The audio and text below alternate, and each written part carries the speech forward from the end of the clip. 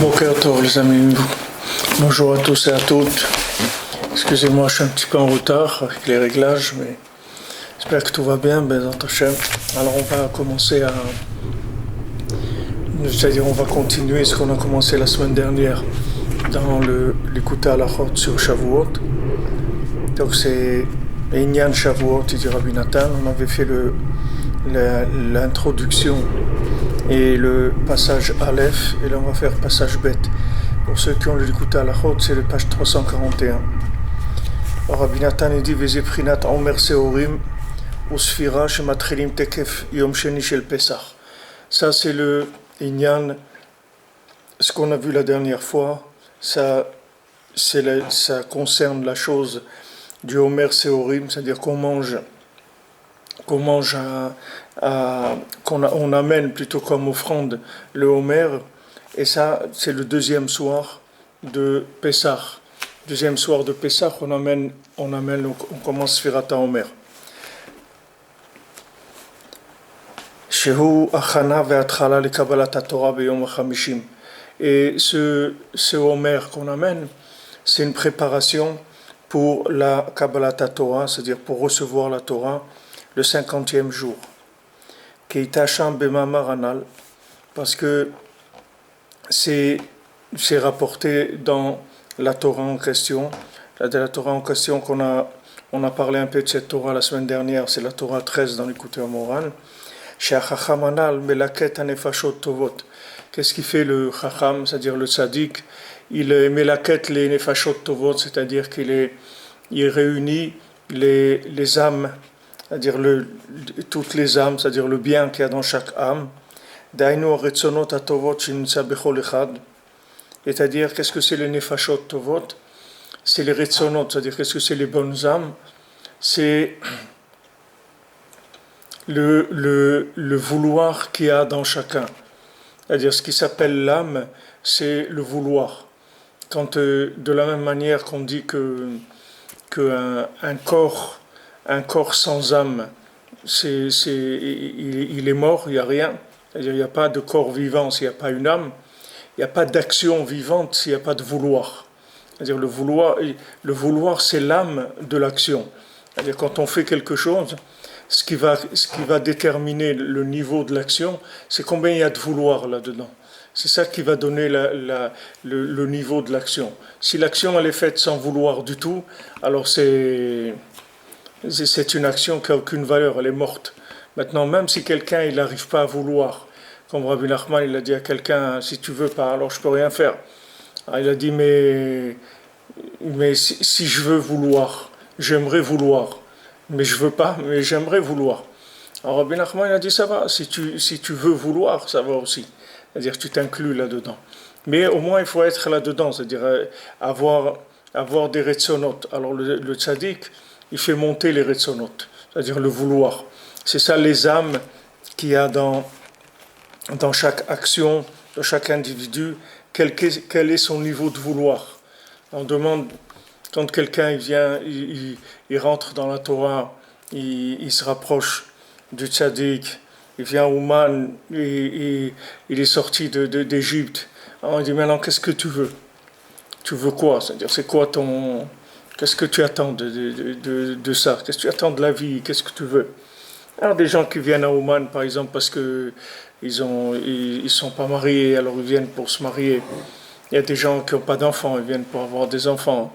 Les gens ils viennent pour la santé, des gens ils viennent pour la parnassa, des gens ils viennent pour pouvoir étudier la Torah. Chacun il vient pour.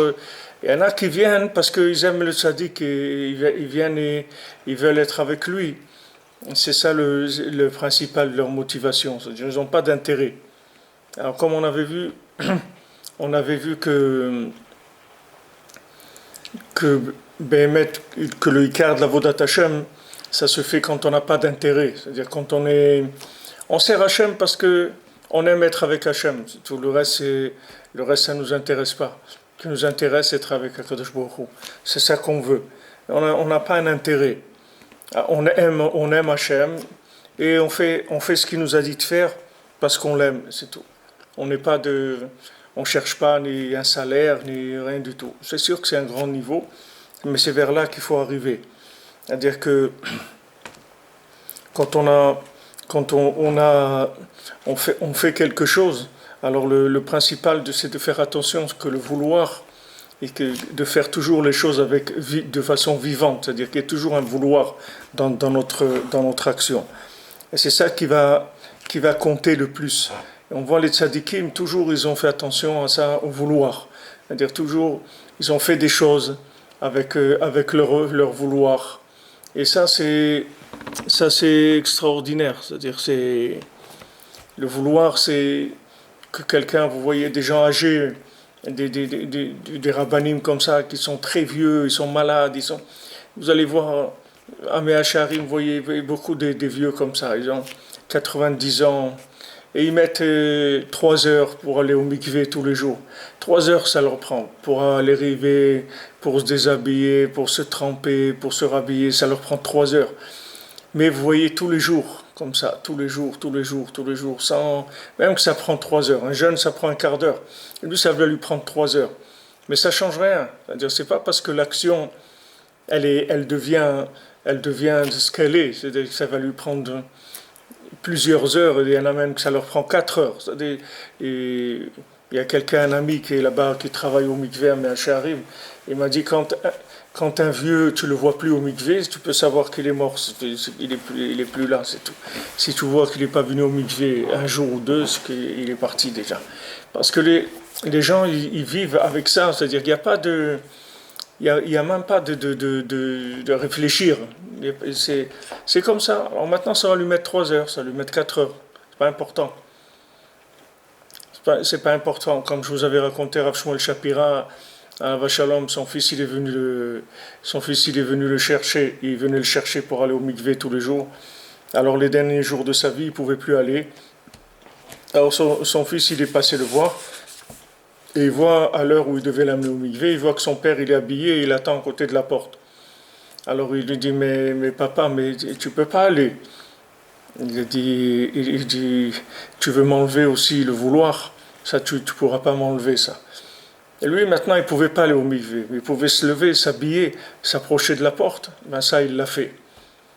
Parce que c'est même si l'action elle est insignifiante. C'est-à-dire, on dit à quelqu'un, ouais, mais tu n'as pas été, tu n'as rien fait. Non, non, c'est pas vrai. J'ai pas rien fait. J'ai tout fait. Il manque juste de faire l'action, c'est tout. Mais le principal, je l'ai fait. Le principal, c'est que je veux, et j'ai commencé à faire ce que je peux faire dans ce sens-là. Alors les gens, ils se trompent, ils croient que si on n'a pas réussi l'action de façon complète, de façon parfaite, alors l'action, elle vaut rien du tout. Mais c'est pas vrai. C'est pas vrai. Quelle action qui vaut rien du tout, c'est l'action qu'on n'a pas envie de faire, qu'on n'a pas du tout envie de faire. Alors cette action-là, elle n'a pas de valeur. Mais une action, et je ne sais même pas si ça existe, une action comme ça, parce qu'il y a toujours quelque chose. Mais si quelqu'un, il a un vouloir, et ce vouloir-là, il le maintient, même si au niveau de l'action, il ne fait pas grand-chose. Il n'arrive pas à compléter ses actions, il n'arrive pas au bout. À peine il commence et il se fatigue.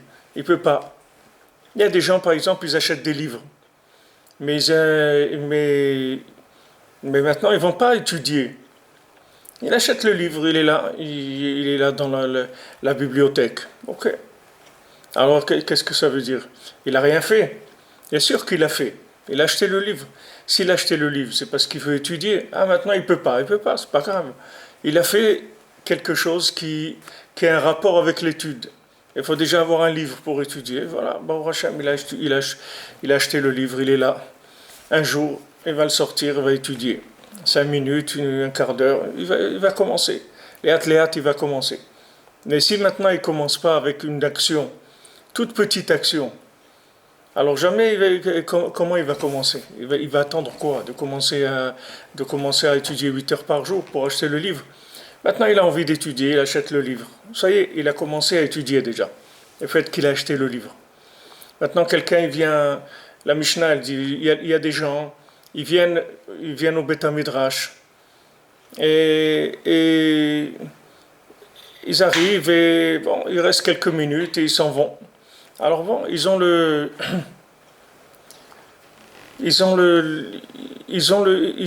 fait un mouvement. Ils ont été vers le Beth Midrash. Ils sont restés là-bas quelques minutes. Ils sont partis.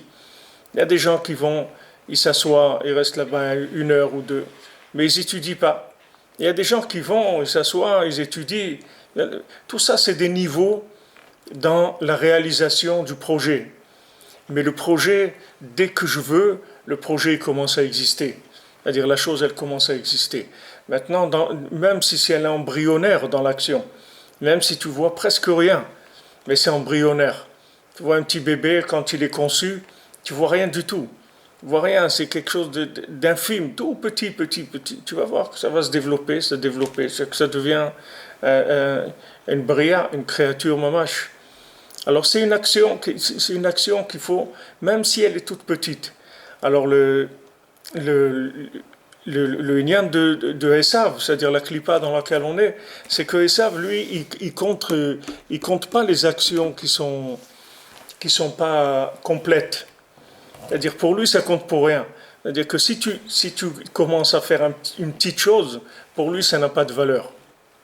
C'est d'ailleurs pour ça qu'on peut arriver à lutter contre Esav. Parce que Esav, c'est le Bechor.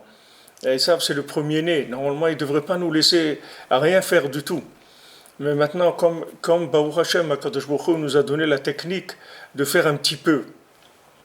De faire un petit peu. Vous voyez, en Eretz Israël, toujours ils disaient il ne faut pas construire des maisons, tout le monde entier, ils disent ne construisez pas, ne construisez pas. Alors, non, on ne dit rien du tout, on construit un petit peu comme ça, un petit peu là, un petit peu là, un petit peu là. Et après, ça y est, ça va être terminé. Le jour où ils vont dire ah, vous avez.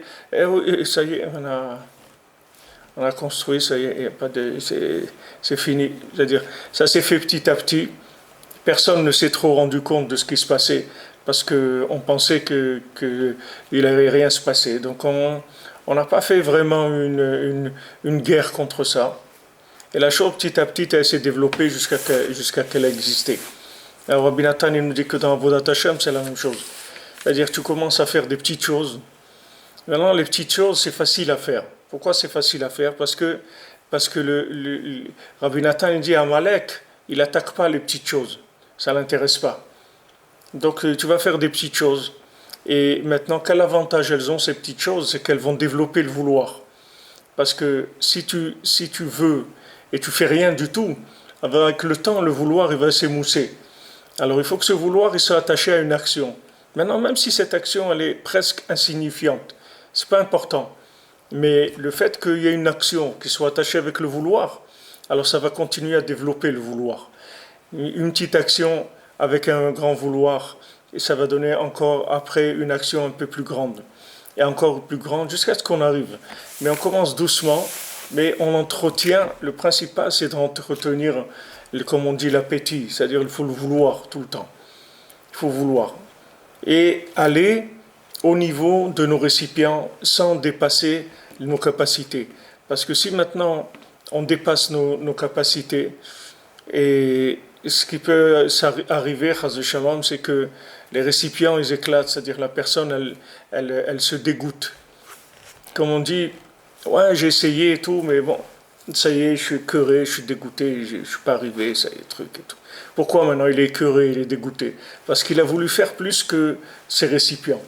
Il a un vouloir qui est très grand et il croit qu'il faut trouver des actions qui soient au niveau de ce vouloir. Mais le vouloir, il est toujours beaucoup plus grand que l'action. Comme on dit, les yeux ils sont toujours plus gros que le ventre. Quand quelqu'un il a faim, prenez un exemple, si quelqu'un il a faim, il va aller acheter à manger, il va aller acheter beaucoup plus à manger que s'il a déjà mangé. Allez acheter à manger quand vous avez fini de manger. Vous allez voir, vous n'allez pas acheter normal ce que vous avez besoin. Mais si vous avez faim, vous allez acheter beaucoup plus parce que vous avez faim. Alors vous avez tendance à acheter plus, même si vous ne pouvez pas manger ça. Mais vous allez acheter plus parce que du moment où il y a un vouloir qui est fort, alors ça entraîne une action qui est aussi un peu exagérée. Donc il faut faire attention que l'action, elles sont en rapport avec nos capacités, pas par rapport à notre vouloir.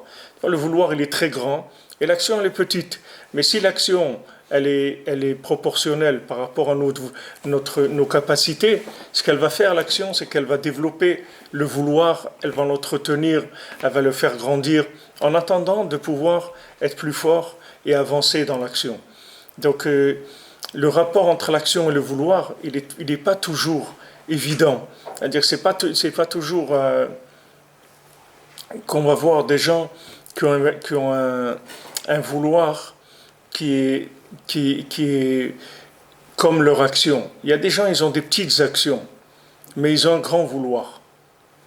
Maintenant, quand vous avez une petite action et un grand vouloir, il faut savoir que ce vouloir-là, il va amener un jour à ce que l'action, elle va se faire de façon complète, même si ce n'est pas vous qui allez la faire, même si c'est vos enfants, vos petits-enfants, mais ce vouloir que vous avez eu, il va naître de ça quelque chose.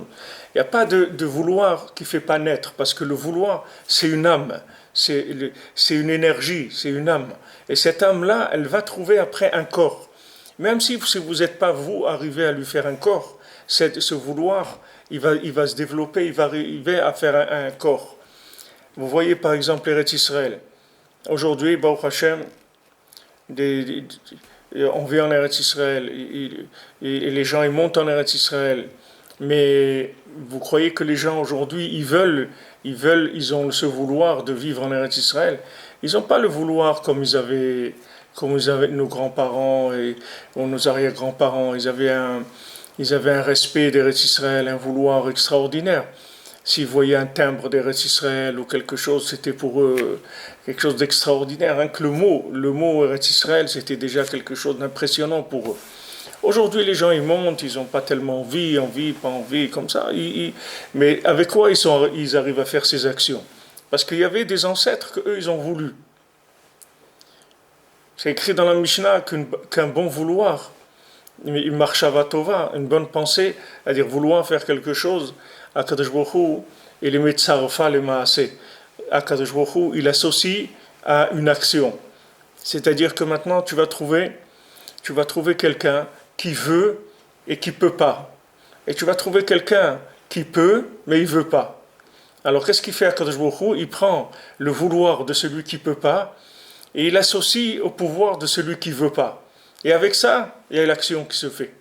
Et dans cette action, ils sont associés tous les deux. Il y a celui qui a fait. Et on ne peut pas lui dire qu'il n'a rien fait parce qu'il a fait. Il dit quoi? Tu ne vas pas me dire que je n'ai pas voulu aller en Israël. Qu'est-ce qui est mieux? Quelqu'un qui veut, il fait rien. Voilà, moi j'ai fait mes valises, je suis monté en Israël. Ok, mais tu n'avais pas tellement envie d'aller. Tu as été parce que pour telle raison, pour telle raison. Tu n'avais pas motivé tellement. Tu as été parce que ou ta famille elle est montée, ou bien tu n'avais plus de parnassa, ou d'autres problèmes qu'il peut y avoir, que la personne elle est montée en Eretz Israël. Mais elle n'a pas une motivation qui est une motivation sincère pour vivre avec Hachem en Eretz Israël. Alors maintenant, il y a eu des gens qu'eux, ils ont toute leur vie, ils ont prié pour monter en Eretz Israël, ils ont voulu, mais ils ne sont pas arrivés à le faire. Alors maintenant, ça s'associe. Et ça donne des actions qui sont parfaites. Parce que il y a celui qui a fait l'action, donc on ne peut pas lui dire qu'il n'a rien fait, il l'a fait. Mais il n'avait pas envie de le faire. Et il y a l'autre qui avait envie, mais il ne pouvait pas le faire. Alors les deux, ils sont associés dans l'action. C'est une affaire qui se fait ensemble. Et là, on arrive. Et avec ça, il faut savoir qu'on arrive à tout. Il n'y a aucun vouloir, c'est pour ça que Rabbeinu dit, il n'y a aucun vouloir qui se perd. Ça n'existe pas que quelqu'un il a voulu quelque chose et ça s'est perdu. Quand tu veux quelque chose, tu crées une âme. Cette âme-là, il viendra un moment, elle trouvera un corps. Vous voyez, c'est écrit pour Abraham et Sarah, que c'est écrit à Nefesh Asher Asu Becharan. Ils ont fait des nefashot à Haran. Ils ont fait des âmes. Qu'est-ce que c'est ces âmes? Les âmes qui faisaient Abraham et Sarah, c'était les âmes des guérim, de tous les convertis qui venaient à eux. Tous les convertis qui venaient à eux, c'était des âmes qui avaient été créées par le vouloir d'Abraham et de Sarah. Même s'ils n'avaient pas d'enfants physiquement, mais le fait qu'ils voulaient faire connaître Hachem. Ils voulaient avoir des enfants pour faire connaître Hachem dans le monde. Ce vouloir, il a suffi à ce que ces âmes, elles soient dans des corps, même si ces corps-là c'était des goïms, après ces goïms ils venaient vers le Ham Israël. C'est pour ça que Sarah elle rigolait quand, quand Hachem il a dit qu'elle allait avoir un enfant. Ça l'a fait rire parce elle avait des milliers d'enfants, Sarah. Elle avait des milliers d'enfants. Tous c'était ses enfants, parce que tous c'était son vouloir. C'était son vouloir.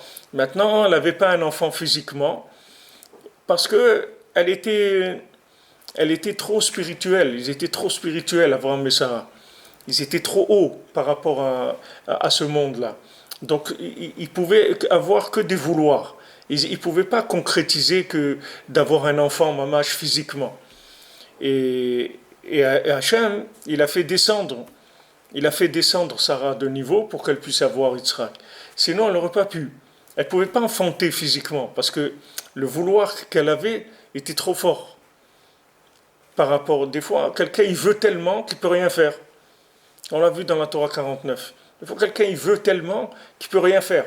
Parce qu'il n'y a aucune action qui va être en rapport avec son vouloir. Des fois, le vouloir, il est tellement fort que des fois, quelqu'un, il a envie de sortir, de s'amuser, truc. Alors, tu lui dis, tu veux ça? Il dit, non, je veux pas. Et ça, et ça, et ça, et il n'y a rien. Il ne trouve pas quelque chose qui a un rapport avec son vouloir. Le vouloir, il est trop fort, des fois, par rapport à l'action. Alors, il faut savoir que ce qui est le plus important, c'est que la flamme, elle continue à brûler à l'intérieur de la personne. C'est-à-dire qu'il y a toujours du vouloir. C'est ça qu'il faut entretenir. Il faut rafraîchir ça tout le temps, il faut l'entretenir par des petites actions, par de la prière. Tout ça, il faut faire attention que ça reste tout le temps vivant, pour que le vouloir il reste vivant. Parce que si Chaz Shalom, le vouloir, il meurt, alors ça y est, le Ben Adam lui-même, la personne elle-même, elle meurt. Pourquoi les gens ils meurent? Vous croyez parce qu'ils sont vieux? Les gens ils meurent parce qu'ils n'ont plus envie, c'est tout. C'est pas parce qu'ils sont vieux. Il y a des gens, les gens ils peuvent vivre jusqu'à 120 ans. La machine elle est faite pour vivre jusqu'à 120 ans. Et même aujourd'hui, il n'y a pas de problème. Seulement, les gens ils veulent plus. Il y a des chocs. Il y a des chocs qui font que les gens ils n'ont plus envie. Et quand la personne n'a plus envie, alors, ça ne sert à rien. Ni les médicaments, ni rien, ça ne sert à rien. Mais tout, il n'y a plus rien qui sert. C'est pour ça que ce qui compte, si vous voulez maintenir des personnes âgées en vie, il faut que vous leur donnez envie de vivre. Il faut les aimer, il faut les amuser, les faire rigoler, leur montrer qu'ils sont importants, qu'on a des choses à apprendre d'eux, qu'on les consulte pour des choses, même si on ne va pas les écouter, mais on les appelle, on leur demande conseil, qu'est-ce que tu penses de ça, et voilà, je voudrais faire ça, mais je ne suis pas sûr, j'ai besoin de ton conseil, j'ai besoin que tu m'encourages, parce que... Et alors si la personne, elle voit qu'elle est utile, qu'elle sert à quelque chose, alors ça lui donne envie de vivre. Mais sinon, pourquoi vous voulez qu'elle vive? Quelqu'un qui n'a pas de la Torah, qui a pas, et encore quelle Torah? C'est même des gens qui ont de la Torah. Moi j'ai connu des gens qui sont morts jeunes, et à Chassid, ils avaient 53, 55 ans. Mais ils me l'ont dit, que ça y est, ils ne voulaient plus vivre. Ils sont arrivés à avoir des épreuves qui étaient insurmontables. Et ils n'ont plus envie. Ils n'ont plus envie de continuer. Ils ont plus envie de continuer. Des fois, je dis, il y a des fois, ils font des appels d'argent pour des gens qui sont décédés, ils ont laissé des orphelins, des choses comme ça. Mais ces gens-là, s'ils avaient fait des appels pour eux quand ils étaient encore vivants, ils ne seraient pas morts. Parce qu'il y a des fois des gens, ils ont tellement de difficultés qu'ils n'arrivent plus à vouloir. Ils n'arrivent plus à assumer. Le vouloir, il est épuisé. C'est ça qui entraîne la mort. La mort, c'est l'épuisement du vouloir. C'est pas quelqu'un... Le corps, il peut vivre jusqu'à 120 ans. Mais si l'âme, elle veut plus, alors ça y est, à partir d'un certain âge, ça commence à baisser. Et les gens, ils commencent à oublier tout, ils commencent à perdre la mémoire, tout ça. Mais tout ça, ça vient pas c'est pas parce qu'ils sont malades. Ils sont pas malades, ils ont plus envie, c'est tout. Et quand ils ont plus envie, alors après, il y a toutes ces choses-là qui viennent. Mais la base, c'est parce que les gens, ils ont pas envie. Alors le contraire de ça, la vie, c'est d'avoir envie. Même si on fait pas grand-chose. C'est pas ça qui est important. C'est pas le niveau de l'action. C'est combien on veut. Combien on veut. Alors c'est sûr que qu'il y a un équilibre entre les deux. C'est-à-dire, un, il entretient l'autre. C'est-à-dire comme on dit, l'appétit vient en mangeant. C'est-à-dire, tu manges un petit peu. Alors, ça te donne un peu d'appétit. Alors, encore, tu as un peu d'appétit, tu manges encore un petit peu. Alors, maintenant, tu veux servir Hachem. Alors, tu fais un petit peu. Il y a des gens, tu leur dis de faire 1 heure de doute, ils ne peuvent pas faire 1 heure de doute. Ils s'arrachent les cheveux, il peut pas, c'est trop dur pour lui. Mais il peut faire 5 minutes, il peut faire 10 minutes. Il commence, mais rien, c'est pas possible. Rien, c'est pas possible, parce que s'il fait rien, il va rester dans le rien. Il va pas, c'est-à-dire son vouloir, après il va mourir. Il va pas avoir. Si l'âme, elle n'a pas un corps, elle remonte l'âme. Elle reste pas ici. Il n'y a pas des âmes ici qui n'ont pas de corps. C'est que des démons qui n'ont pas de corps. Mais il n'y a pas des âmes vivantes qui n'ont pas de corps. L'âme, l'âme qui est dans ce monde, il faut qu'elle trouve un récipient ou être. Donc maintenant, notre vouloir, il est bien, c'est très honorable, c'est très bien d'avoir un vouloir. Et qu'est-ce qu'on fait maintenant avec ce vouloir? Il faut faire un petit peu, de manière à ce que le vouloir, il trouve où vivre. Même un petit peu, ça lui suffit, au vouloir. Il n'a pas besoin de beaucoup, il n'est pas très exigeant le vouloir. Mais s'il n'y a pas un petit peu, alors le vouloir, il va partir. Il n'y a personne qui ne peut pas faire un petit peu. Personne ne peut dire je ne peux pas faire 5 minutes, il vaut des doutes. Je ne peux pas m'isoler 5 minutes comme ça avec Hachem. Même si je ne parle pas, je dis à Hachem, voilà, je suis venu avec toi, passer un moment avec toi. Qui est-ce qui ne peut pas faire ça? Tout le monde peut faire ça. 5 minutes, c'est tout. Après, il va faire 5 minutes. Au début, c'est difficile. Même ces 5 minutes, c'est difficile. Après, ces 5 minutes, elles vont devenir 10 minutes. Et voilà, comme ça, il va commencer à avancer. Après, il peut arriver à faire des heures, même tous les jours. Après ça, il n'y a plus d'heures, il n'y a plus de... On compte plus, c'est fini, c'est autre chose, c'est un autre rapport avec Hachem. Mais avant, il faut commencer à développer. Quelqu'un il veut devenir champion olympique, il ne devient pas champion olympique le premier jour. Il va commencer à faire des entraînements, doucement, doucement. Il va développer, ça va lui prendre des années. Après, il va arriver. Si c'est à quoi il doit arriver, il va arriver à ce qu'il voulait. Mais on commence toujours il y a le début. Et il est très loin du vouloir. C'est toujours comme ça. Mais seulement s'il n'y a pas un petit peu, le vouloir, il s'en va. Alors ça, c'est le principe des nefashot tovot. Des nefashot tovot, il dit, c'est-à-dire, aretzonot atovot. Shenimtsa bechol echad. Chacun en lui, il a des vouloirs qui sont positifs. Des gens ils disent ouais, j'ai voulu faire beaucoup de choses dans ma vie, mais malheureusement j'ai pas pu. Mais c'est pas grave que tu as pas pu. Il y a d'autres qui vont le faire à ta place. Il y a d'autres qui vont faire. Toi tu as voulu, et d'autres ils vont faire ce que toi tu as voulu faire. Eux ils vont le faire. Vegam melaket hanefashot varetzonot she'enam tovim. Alors maintenant, le chidouche, c'est que le tzaddik, il prend aussi les vouloirs qui sont pas bons. C'est-à-dire quand quelqu'un il a voulu faire des choses soit pour des raisons qui sont pas la volonté d'Hachem, soit il a voulu faire des choses qui sont pas du tout en accord avec la Torah. Ça aussi le tzaddik il le prend, même si c'est un vouloir négatif. Le tzaddik aussi il prend ça et il le fait monter, comme c'est écrit Ariti mori in besami. J'ai fait monter, mori ça veut dire mort, c'est un parfum qui s'appelle mort, c'est parce que c'est le musc qui s'appelle comme ça, im besami avec les parfums qui sentent bon. Alors ici, mori,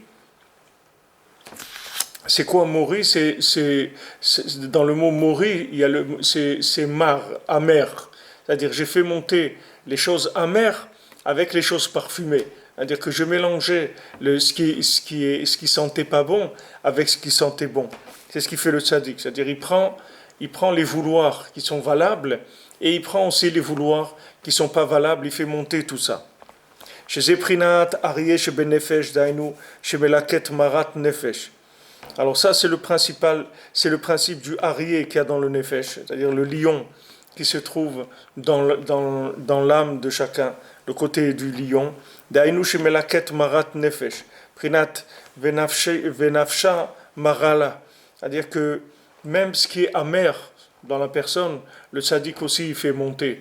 Comme c'est écrit pour Chana, Venafsha Marala. Elle montait tout le temps, toutes les fêtes, elle était au Beth Amikdash, mais elle était amère parce qu'elle n'avait pas d'enfant. Mais ça aussi, elle montait au Beth Amikdash, même avec ça, elle montait. C'est pour ça que Elkana, il lui disait, mais pourquoi tu fais la tête? Pourquoi tu n'es pas contente? Qu'est-ce qu'il y a? Et il dit quoi? Que tu n'as pas d'enfant? Il dit, mais moi, je suis plus que des enfants pour toi. Elle voyait l'autre Pnina, elle avait 7 enfants, 8 enfants, et elle n'avait pas d'enfants. Alors elle était amère. Et Elkana lui a dit, mais regarde, parce qu'il voyait elle voulait vraiment. On lui dit, voilà, puisque tu veux. Alors ça y est, pourquoi tu fais la tête? Pourquoi tu es amère comme ça? Parce que tu n'es pas arrivé à faire, ok. Mais tu veux, on voit que tu veux, tu pries pour ça. דהיינו רצונות שאינם טובים של תאוות עולם הזה, אם בסמי עם הרצון הטוב שמעלה ריח טוב. C'est-à-dire, qu'est-ce qui fait le tzaddik? Même les vouloirs qui ne sont pas valables. C'est-à-dire, quand quelqu'un il veut des choses du Olam Hazé, quelqu'un il fait des choses de ce monde. Quand il fait des choses de ce monde, il a envie de s'acheter la dernière Mercedes ou la dernière Porsche et tout, parce qu'il veut, c'est l'été, il veut se promener sur la côte d'Azur avec une voiture décapotable et tout. Ça, c'est des bêtises, c'est rien du tout. C'est-à-dire, c'est les excréments du monde, c'est rien du tout. Mais lui, il a envie de ça, ça lui plaît. Alors ça aussi, le tzaddik qui fait monter, même ça, il le fait monter. Avec du moment où il y a aussi des vouloirs qui sont positifs, alors avec les vouloirs positifs, il fait monter aussi les vouloirs qui sont négatifs. Alors ça, c'est le principe du Omer Seorim, c'est-à-dire quand on amène une mesure de Omer, le Omer c'est une mesure de Seorim, de l'orge, qu'on amenait comme offrande. Sheu Korban Machal Behema. Alors l'orge, c'était une nourriture d'animal. Aujourd'hui, les gens ils mangent l'orge perlée, ou je ne sais pas comment ça s'appelle, il y a des sortes d'orge que les gens ils mangent. À l'époque de la Gemara, de la Torah, les gens ils mangeaient pas l'orge. L'orge c'était pour les animaux, c'était pas, les gens ils mangeaient pas ça.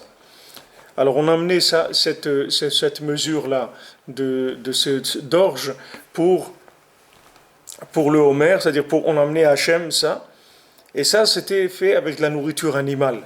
היינו שמעלים, מניפים ומרימים כל הנפשות והרצונות שאינם טובים, שנפלו לתאוות הבהמיות. C'est-à-dire quand on amène, quand même, on peut dire si on va amener au Beth Amikdash quelque chose, on va amener quelque chose qui est valable. Qu'est-ce qu'on amène de la nourriture d'animal? Et qu'est-ce qu'on amène de la nourriture d'animal? Tu vas amener un cadeau à quelqu'un, même à quelqu'un qui est important pour toi. Tu vas offrir quelque chose au maire ou au président de la République. Tu ne vas pas lui offrir de la nourriture animale. C'est pas tellement un honneur de faire ça. Alors maintenant, pourquoi on amène au Beth Amikdash, on amène à Hachem, on lui amène de la nourriture animale? Non, ce qu'on amène le Homer, c'est-à-dire cette nourriture animale, cette orge-là qui est de la nourriture animale, on fait le balancement du Homer. C'est-à-dire quand on emmenait le Homer, on le balançait comme ça. On faisait un balancement. Et ce balancement-là, c'est pour montrer on prend cette nourriture animale, c'est-à-dire ces vouloirs qui sont animaux, que des gens ils ont envie des désirs, des plaisirs de ce monde. Et ça aussi, ça on le fait monter vers Hachem. C'est pour ça qu'on balançait le Homer, c'est-à-dire pour dire qu'on fait monter ces choses-là vers Hachem.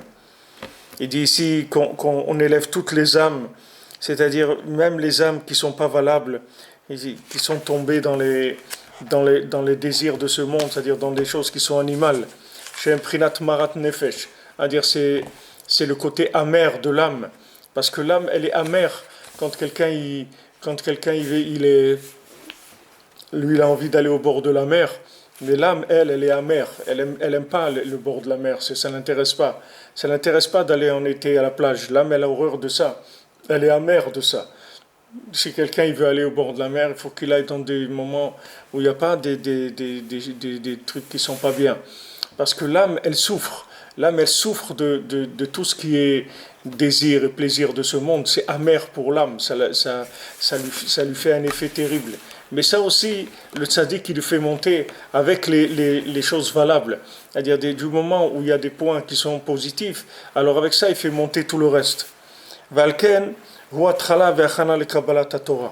Donc maintenant ça, c'est le début de la préparation pour recevoir la Torah. Maintenant, si on voulait parler de recevoir la Torah, alors on pourrait parler de quelque chose, on pourrait présenter les choses de façon plus noble. C'est-à-dire, c'est quoi qu'on dit, voilà, on va offrir à Hachem tout ce qu'il y a d'amer en nous, tout ce qu'il y a d'animal et de comportement animal, c'est ça qu'on va amener. On va amener chez Hachem. Il faudrait commencer avec autre chose. Pourquoi on commence avec ça? On commence avec ce qui est bien, après on va voir s'il y a des problèmes. Maintenant, il dit que maintenant, que Kabbalah Torah, taloui basé. Parce que tout le lien de recevoir la Torah, ça dépend de ça, de ce principe-là. Les éprinat Omer Seorim, chez Peresh Rabbeinu Zal, Bemkom Acher, Aïn Mor. C'est-à-dire, c'est ce que Rabbeinu il a expliqué, le Omer. Rabbeinu il a dit que c'est Aïn Mor. Qu'est-ce que c'est Aïn? Aïn, c'est 70, c'est les 70 facettes de la Torah. Et d'où elles reçoivent ces 70 facettes de la Torah, d'où elles reçoivent leur force, elles reçoivent du côté amer qu'il y a dans la personne, c'est-à-dire quand la personne elle fait des bêtises. Chez Eprinat Omer Seorim Kanal. Que ça, c'est le principe du Homer qu'on en met. Alors, Homer, c'est Aïn Mar, c'est-à-dire 70 facettes de la Torah. Mar qui vient de ce côté amer qu'il y a dans la personne. Chez Zeprinat Homer Seorim Kanal, Zeprinat Sfirat Shemiyom Homer Matrilim Nispor. Donc, ça, c'est le lien de Sfirat à Homer que depuis le début, on commence à compter. Voilà, aujourd'hui, on a compté 45. Oui, on s'approche de la fin. On s'approche de l'atterrissage. On se prépare à l'atterrissage, au décollage, ça dépend de chacun comment il le voit. Mais on est proche, 45, ça s'approche, il ne reste pas beaucoup de jours. Chez Eprinat Asifat, Velikut Anefashot, Shenaflu, Shenoskim Bemeasfira, Vechol Yom Vayom, Laktam ou le Kaptsam. Ça, c'est le principe de pourquoi on compte pendant le Homer. C'est-à-dire que le Homer, on rassemble toutes les âmes qui sont tombées et on les cueille et on les réunit pendant le Homer, chaque jour du Homer. Les Aviam Tachata Mispar va Minyan, on les amène dans Tachata Mispar va à Minyan, c'est-à-dire qu'on les amène sous le chiffre. Pourquoi on compte chaque jour? Pour montrer que chacun, il compte. Que les gens ne pensent pas que, comme on dit, compte pour beurre. Il n'y a personne qui compte pour beurre. Chacun il compte. Alors pendant le Homer, on compte, chaque jour qu'on compte avec une sphira. C'est-à-dire c'est pour montrer à tout celui qui est, même si quelqu'un il a fauté comme il a fauté, il faut savoir qu'il compte aux yeux d'Hachem. Il n'y a personne qui va être, comme on dit, tenu pour compte, il va être mis de côté. Il n'y a personne qui va être mis de côté. Tout le monde il a sa valeur. La viam tachata mispar va minyan, shelo yene edar mitre beneva dechan mehem chas v'shalom. Qu'il n'y a personne qui soit perdu et qui soit rejeté, chas v'shalom.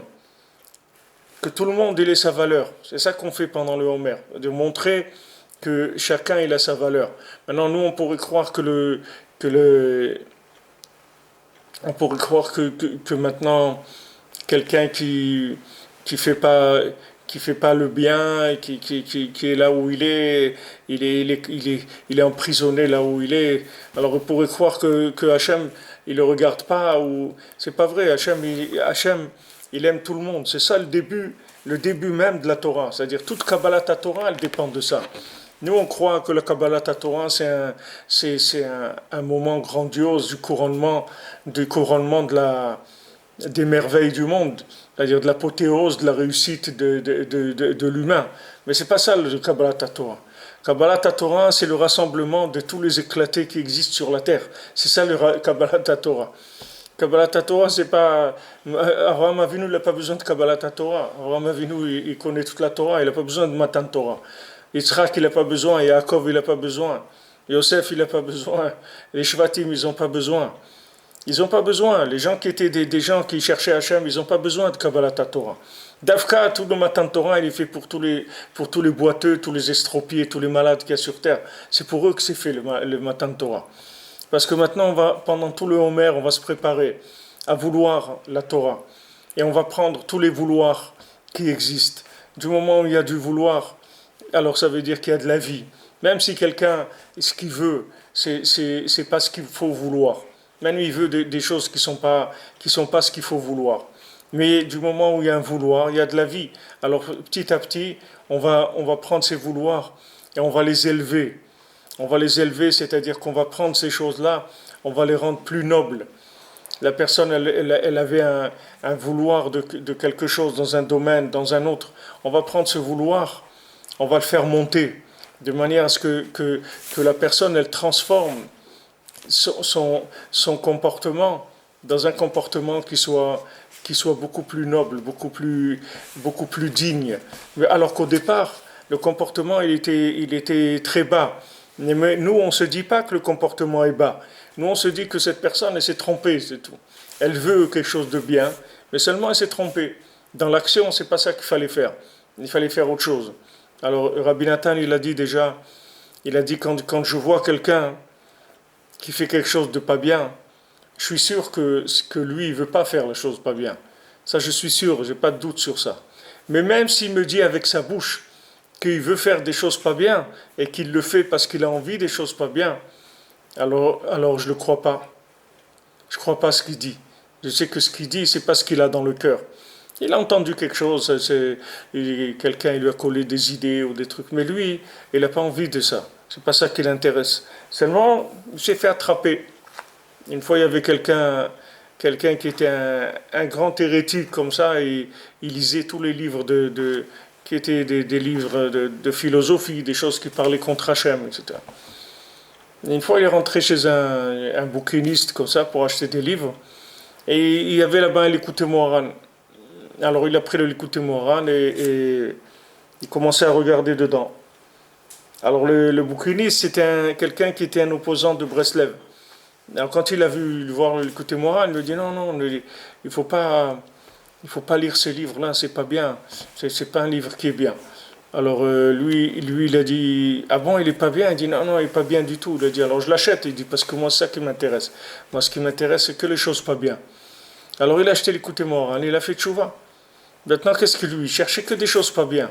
Mais il cherchait, même s'il cherchait des choses pas bien, mais il cherchait dans toutes ces choses pas bien. Une fois il a trouvé quelque chose qu'il a retourné complètement. Son truc pas bien. C'est comme ça qu'on fait tchouva. Comment quelqu'un fait tchouva. À force de chercher à faire des bêtises, un jour il tombe sur quelque chose qui va le retourner à lui entièrement. Au lieu que maintenant il fasse des bêtises, la chose sur laquelle il est tombé, elle va le retourner complètement. Alors ça, c'est le sens même de Kabbalat Torah. Kabbalat Torah, c'est pas la réussite c'est pas le concours le prix des Nobel de ça. C'est pas ça le Matan Torah. Matan Torah, c'est que maintenant on prend tous les vouloirs qu'il y a dans le monde, tous les vouloirs de tous ces gens-là qui veulent des bêtises, et tout ça on l'élève, et de ça on fait la Torah. Aïn mort, Aïn c'est les 70 facettes de la Torah. De quoi on a fait de l'amertume de ces gens-là qui sont dans le côté amer de la vie. Alors le principal, c'est que la personne, elle sache que aux yeux d'Hachem, elle compte, même si elle fait des bêtises. Même si elle fait des bêtises, il faut savoir qu'elle compte aux yeux d'Hachem. Parce que si maintenant, il ne comptait pas aux yeux d'Hachem, il n'aurait pas laissé vivant. Il n'aurait pas laissé vivant. Voilà, bon Hachem, il y a des gens, ils veulent monter en Israël, ils veulent se marier, ils veulent faire beaucoup de choses bien. Et ils n'arrivent pas. Ils n'arrivent pas. Alors qu'est-ce qu'il y a? Ils vont se casser à cause de ça. Il ne faut pas se casser. Il ne faut pas se casser. Il faut rester là. Se casser en français, ça veut dire au sens propre, ça veut dire se briser, mais en argot, ça veut dire partir. Il s'est cassé, ça veut dire il est parti. Il ne faut pas partir, il faut rester. Il ne faut pas partir, il faut rester. Il faut savoir qu'Hachem, il nous aime. Il faut qu'Hachem, il nous aime, surtout quelqu'un, Hachem, il est venu à Oman, il a fait des choses dans sa vie, il connaît la Torah, il a fait un tikkun klali, il a fait des choses bien. Avec ça, ça suffit pour le réparer. Rabbi Nachman, il n'a pas besoin de beaucoup de choses pour réparer quelqu'un. Il a besoin de quelques petits points d'attache, c'est tout. Il n'a pas besoin de grandes choses. Quelques petits points. Quelqu'un, il a fait une fois Tikkun Klali, ou il est venu une fois Ouman, c'est sûr, ou il a fait. Et une petite chose, ça suffit. Il n'y a pas besoin que quelqu'un soit. Il ne faut pas croire qu'on attend de nous de la réussite aux Jeux Olympiques. C'est pas ce qu'on attend de nous. On attend de nous qu'on soit joyeux et qu'on veuille faire des choses bien. C'est tout ce qu'on attend de nous. Et maintenant, ce qu'on fait, c'est pas important. On fait un petit peu. On fait un petit peu. Bien sûr, si quelqu'un il peut faire, il faut qu'il fasse. Quand on dit toujours qu'il faut faire un petit peu, ça ne veut pas dire que le but c'est de faire un petit peu. Le but c'est d'arriver à faire beaucoup, mais il faut commencer par faire un petit peu. Et de se contenter de ce petit peu, d'être joyeux, avec ça on arrive à beaucoup plus. Le principal c'est de ne pas se faire éjecter parce qu'on a voulu faire beaucoup. Il y a des gens, ils ont voulu faire beaucoup, et avec le beaucoup qu'ils ont fait, ils se sont trouvés dehors. Ils ont été mis à la porte, alors qu'ils voulaient faire beaucoup.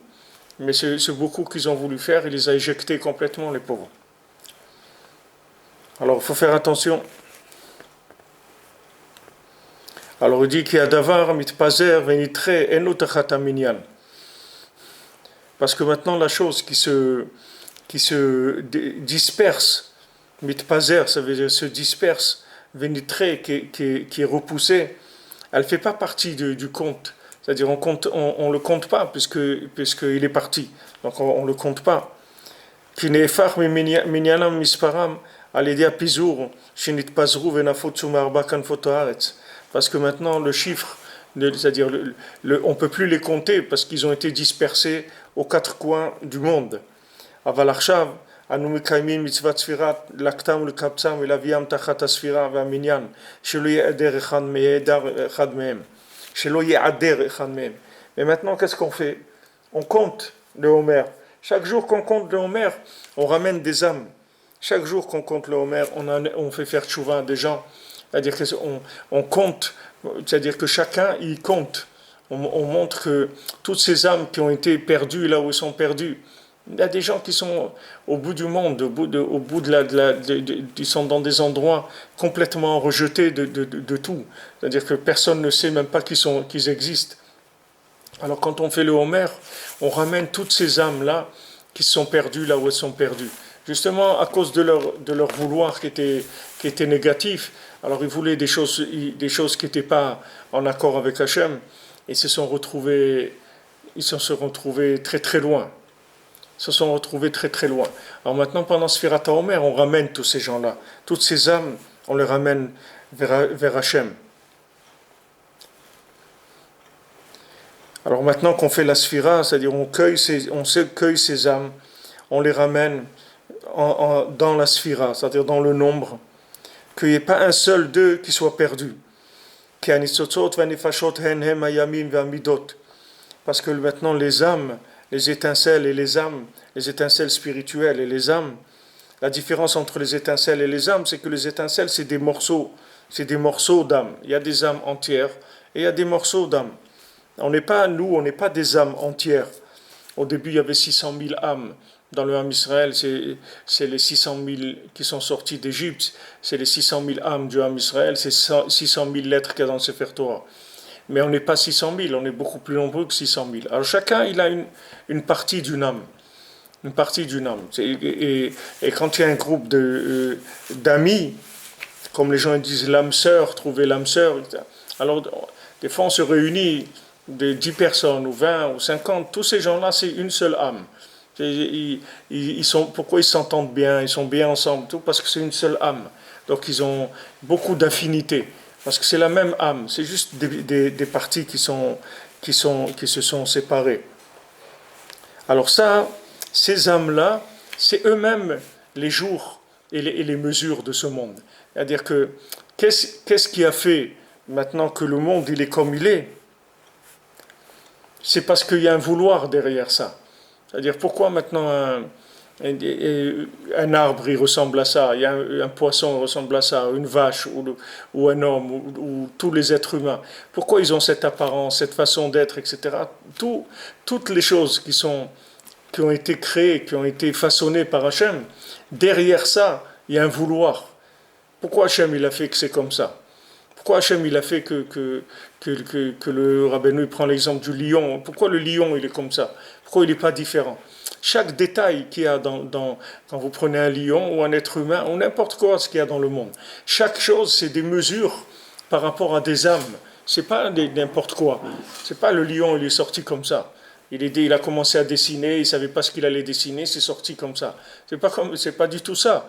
Il y a des âmes derrière ça. C'est-à-dire qu'il y a un vouloir précis qui s'est matérialisé dans cette chose-là. Donc cette chose-là, c'est l'expression d'un vouloir. C'est pas une chose comme ça qui est venue, qui est sortie comme ça avec des forces naturelles qui ont fait qu'il est né telle chose. Il n'y a rien qui est né, il n'y a rien qui est arrivé dans ce monde, et il n'y a rien qui se passe s'il n'y a pas un vouloir d'Hachem. Il n'y a rien dans le monde qui se fait sans le vouloir d'Hachem. Tout ça se fait avec son vouloir. Parce que tout ce qu'il y a dans le monde, ça vient des 7 jours de la création, des 7 jours là. Tout ce qu'il y a dans le monde, ça vient de ces 7 jours. Ces 7 jours, c'est quoi? C'est les 7 jours qu'on fait pendant la sphira, les 7 sphirotes. Voilà, maintenant on est dans la sphira de Shabbat. C'est Malchut, Shabbat Malketa.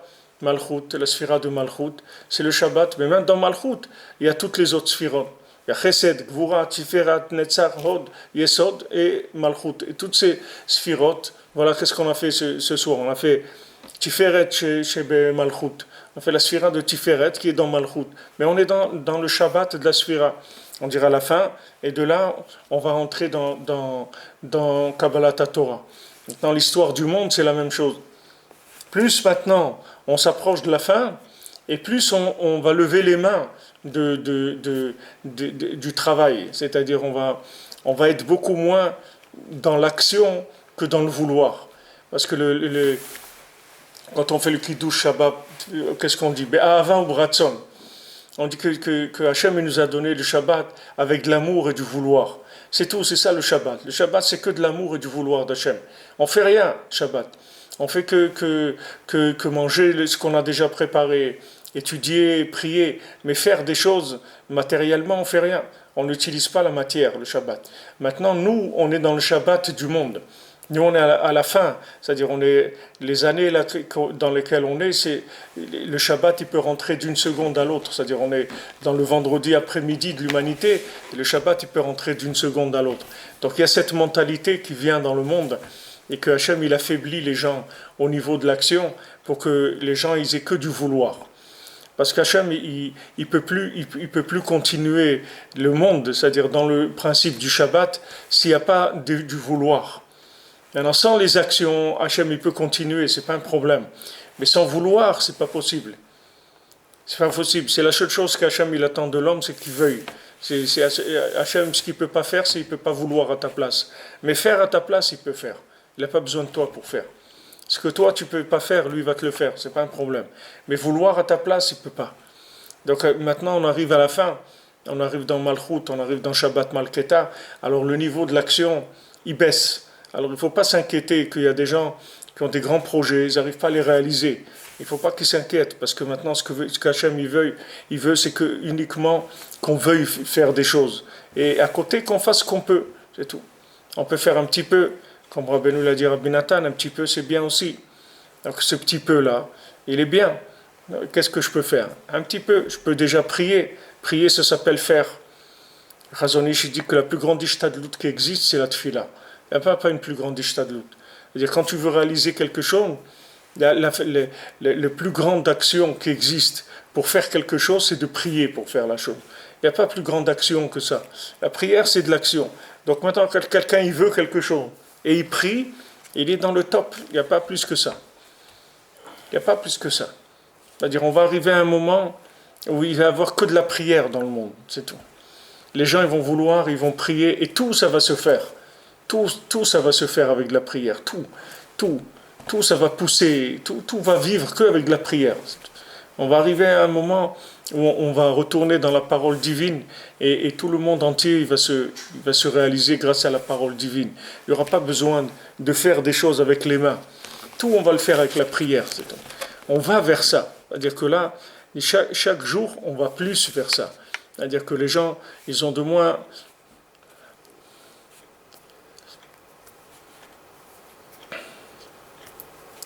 des gens, ils ont de moins en moins de force. On voit qu'il n'y a pas, qu'il y a pas il y a pas de force. Et alors, quand les gens ils n'ont pas de force, alors ils arrêtent de vouloir. Et c'est dommage parce que d'Afka, quand l'action elle est pas possible, c'est là où le vouloir il peut monter. C'est même écrit que pourquoi Hachem il va pas nous donner, il va pas construire le troisième temple. C'est pas nous qui allons construire, c'est lui. Pourquoi il veut pas que nous on construise le troisième temple? Alors que normalement le troisième temple c'est la réalisation de tout le travail de l'humanité, c'est-à-dire de tout ce qui a été fait de bien depuis la création du monde, ça va donner le troisième temple qui va être éternel. Maintenant pourquoi Hachem il veut pas qu'on le fasse nous? Il veut le faire lui-même. Parce qu'il veut pas qu'il y ait d'action, nos actions. Il veut pas. Hachem, il veut qu'il y ait que de la prière, c'est tout. Qui beti bet tefila ikarel kol ha'amim. Parce que ma maison, ça c'est une maison de prière pour tous les peuples. C'est-à-dire que Hachem, il dit, je veux que les peuples ils sachent que c'est moi qui dirige le monde. Et je veux qu'ils fassent tous, toute l'humanité, qu'elle fasse des prières, c'est tout. Je veux pas que les gens ils fassent des choses. Parce que quand les gens ils vont faire des choses, ils vont croire que c'est eux qui font. Et ça intéresse pas Hachem. Hachem, ce qui l'intéresse, c'est que tu saches que c'est lui le patron. Et c'est lui qui fait tout. Donc maintenant, tu dois arriver à prier pour quelque chose. Et dans l'action, tu fais ce que tu peux. C'est pas qu'il ne faut pas faire d'action. Il faut faire ce que tu peux.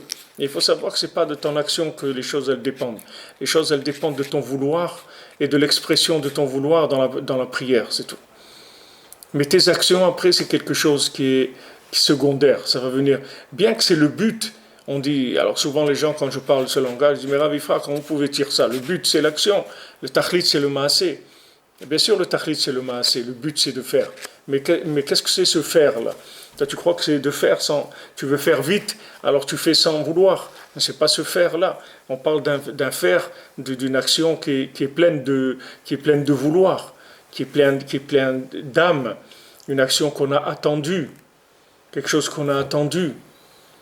Pas quelque chose qu'on fait comme ça sans l'avoir attendu, sans l'avoir voulu. La chose, il faut la mûrir, il faut l'aimer, il faut avoir envie de la chose. À ce moment-là, après, la chose, elle vient. Mais si maintenant il n'y a pas de vouloir, qu'est-ce qu'on a fait? On n'a rien fait du tout. On a fait une action. C'est de la singerie, c'est tout. Il n'y a rien du tout dans l'action. L'action, il faut qu'elle soit voulue, il faut qu'elle soit elle mûrit dans l'individu. Alors maintenant, toutes ces âmes-là, depuis la création du monde, toutes ces âmes qui sont perdues, parce qu'ils se sont perdus dans leur ta'avot, dans leurs bêtises, etc., dans tous les désirs et les plaisirs de ce monde. Tout cela, on les ramasse, on les prend pendant Sfirat HaOmer. De là où ils se sont perdus, de n'importe quelle sphira où ils se sont perdus, on les ramène vers le sens profond de la vie. Et ils se sont perdus dans l'interprétation de la vie, on va les ramener vers le sens profond de la vie. Maintenant, quand on compte les jours, alors on ramène les âmes.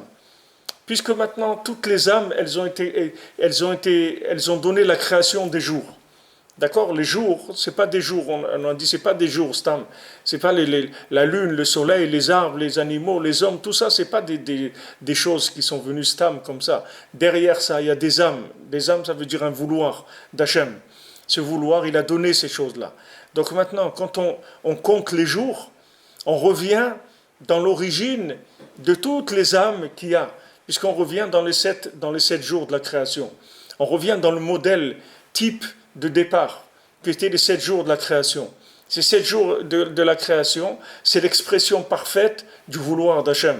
Donc maintenant, qu'est-ce qu'on fait? Chaque jour qu'on compte, on retourne vers ces 7 jours-là de la création, et donc on ramène toutes les âmes qui se sont perdues. Se sont perdues, ça veut dire qu'on ne peut plus les compter, on ne sait plus où ils sont, parce qu'elles n'ont plus de rapport avec les 7 jours de la création. Donc quand on compte les 7 jours, on ramène, et nous c'est 7 semaines, parce qu'on fait chaque jour, on fait qu'il inclut dans les autres. C'est pas, normalement, on pourrait faire Sfirat HaOmer en 7 jours. On fait le premier jour Chesed, deuxième Gvura, etc. On a terminé. Et Shabbat, on fait Shabbat Malketa, Malchut, et on a terminé. Mais non, on ne fait pas ça. On fait 7 semaines pour que ça soit interactif aussi. C'est-à-dire que chacun, il existe par rapport à ce qu'il est, mais il existe par rapport aux autres aussi. Pas que par rapport à lui. Il existe il existe par rapport à lui dans ce qu'il est, dans sa spécialité à lui, mais il existe aussi par rapport à toutes les autres sphirotes. C'est-à-dire, il n'est pas tout seul. C'est-à-dire, chacun, il est interactif par rapport aux autres. Alors, quand on a fait les 7 semaines avec les sept midot, 7 fois 7, 49, alors on a mis tout ce qu'il y a dans le monde, on l'a rendu interactif. Et normalement, si c'était bien fait et si on avait le mérite, alors tout le monde entier doit se rapprocher d'Hachem quand on a fini la Sfirat HaOmer. Parce que normalement, on a remotivé tout ce qu'il y a dans le monde. On a remis les motivations, les vouloirs à leur place. On a tout réparé normalement. Il n'y a plus personne qui peut penser qu'il va vivre en dehors de la parole d'Hachem, en dehors de la volonté d'Hachem, qui croit qu'il est là, qui fait ce qu'il a envie dans ce monde. Il faut savoir qu'il n'y a personne qui est né dans ce monde pour faire n'importe quoi. Chacun qui est né ici, il est né avec un but spécial de révéler Hachem. N'importe qui que ce soit, il est venu pour révéler Hachem. Même un oiseau, un arbre, n'importe quelle chose qui a été créée, elle a été créée pour révéler Hachem. C'est son but, c'est son âme, c'est pour ça qu'elle a été créée. Donc il faut bien qu'un jour elle revienne vers sa nature, vers ce pourquoi elle a été créée. Alors quand on fait Sfirat HaOmer, on rappelle à tous les aimants de la nature leur origine. Leur origine, qu'est-ce qu'ils étaient à l'origine. C'est pour ça qu'on respecte, nous, la nature. Par exemple, on n'a pas le droit de faire de... On n'a pas le droit de faire des greffes, par exemple. Des greffes de mélanger des espèces. Quand on fait il y a toute une Masechet Kelaim, vous voyez là-bas, combien c'est tout calculé, les distances entre telle plante et telle plante, et les distances, les légumes, les arbres fruitiers et tout. Chaque chose, il faut lui laisser son périmètre dans lequel elle doit grandir, et elle ne peut pas se mélanger avec les autres. Il faut que chacun il soit ce qu'il est. Nous, on n'a pas le droit de faire des greffes, on ne fait pas des mélanges. On peut manger des greffes, ce n'est pas interdit de les manger, mais de les faire, on n'a pas le droit de faire. Par exemple, c'est pas le brugnon, c'est un mélange de la pêche ou de l'abricot avec, c'est de la prune avec des... Ces mélanges-là, on n'a pas le droit, nous, de faire. C'est une interdiction de la Torah. Parce que nous, on doit respecter. Les gens, les nations, elles croient que nous, quand on fait la shrita et tout, ils croient que nous, on ne respecte pas. Mais nous, on est les plus grands. Il n'y a personne dans le monde qui respecte la nature comme nous. Nous, on est les plus grands écologistes de la Terre, c'est nous. Il n'y a pas de plus grands écologistes de la Terre. Pourquoi? Parce que nous, on vit selon celui qui a créé le monde. Et alors, qu'est-ce que tu veux, plus grand écolo que ça? Ça n'existe pas. Ça n'existe pas un plus grand écologiste que ça. Un écologiste qui respecte le créateur de la chose. Ce qu'il lui a dit, comment utiliser la chose. Tu veux dire que lui, il fait pas partie des vers. C'est lui le plus grand écolo du monde. Donc la shrita, quand nous on fait l'abattage rituel, c'est la meilleure façon de tuer un animal. C'est la façon la plus douce, la plus réparatrice qui existe. Et les autres, ils croient que leur truc, comme ils font, ça ne fait pas souffrir. Ils ne savent pas qu'est-ce qu'ils font. Si maintenant le créateur il te dit que c'est comme ça qu'il faut faire, il faut que tu lui fasses confiance. Lui, c'est lui qui a créé le monde, c'est pas toi. Donc maintenant, toi, tu analyses, tu vois, tu fais des trucs, des calculs, mais tu peux te tromper dans tout. Le créateur, il ne se trompe pas quand il te dit de faire comme ça. Ça veut dire que c'est comme ça. Mais maintenant, on est les plus grands, on est ceux qui respectons le plus la nature. Donc nous, on fait attention de ne pas mélanger les choses. Que les choses, elles restent toujours ce qu'elles sont. Elles sont interactives, mais elles ne se mélangent pas. Parce que si tu te mélanges, tu ne sers plus à rien, puisque tu perds toute ton identité, tu perds toute ton originalité. Il faut que tu restes toi-même et que tu sois interactif avec les autres. Mais il faut que tu restes toi-même. Il ne faut pas se mélanger. Ça, c'est une des plus grandes façons de se perdre dans le monde. C'est ça. Alors maintenant, quand on fait Sfirat HaOmer, on vient, on dit, messieurs, dames, sachez que tout le monde compte. Que tout le monde compte.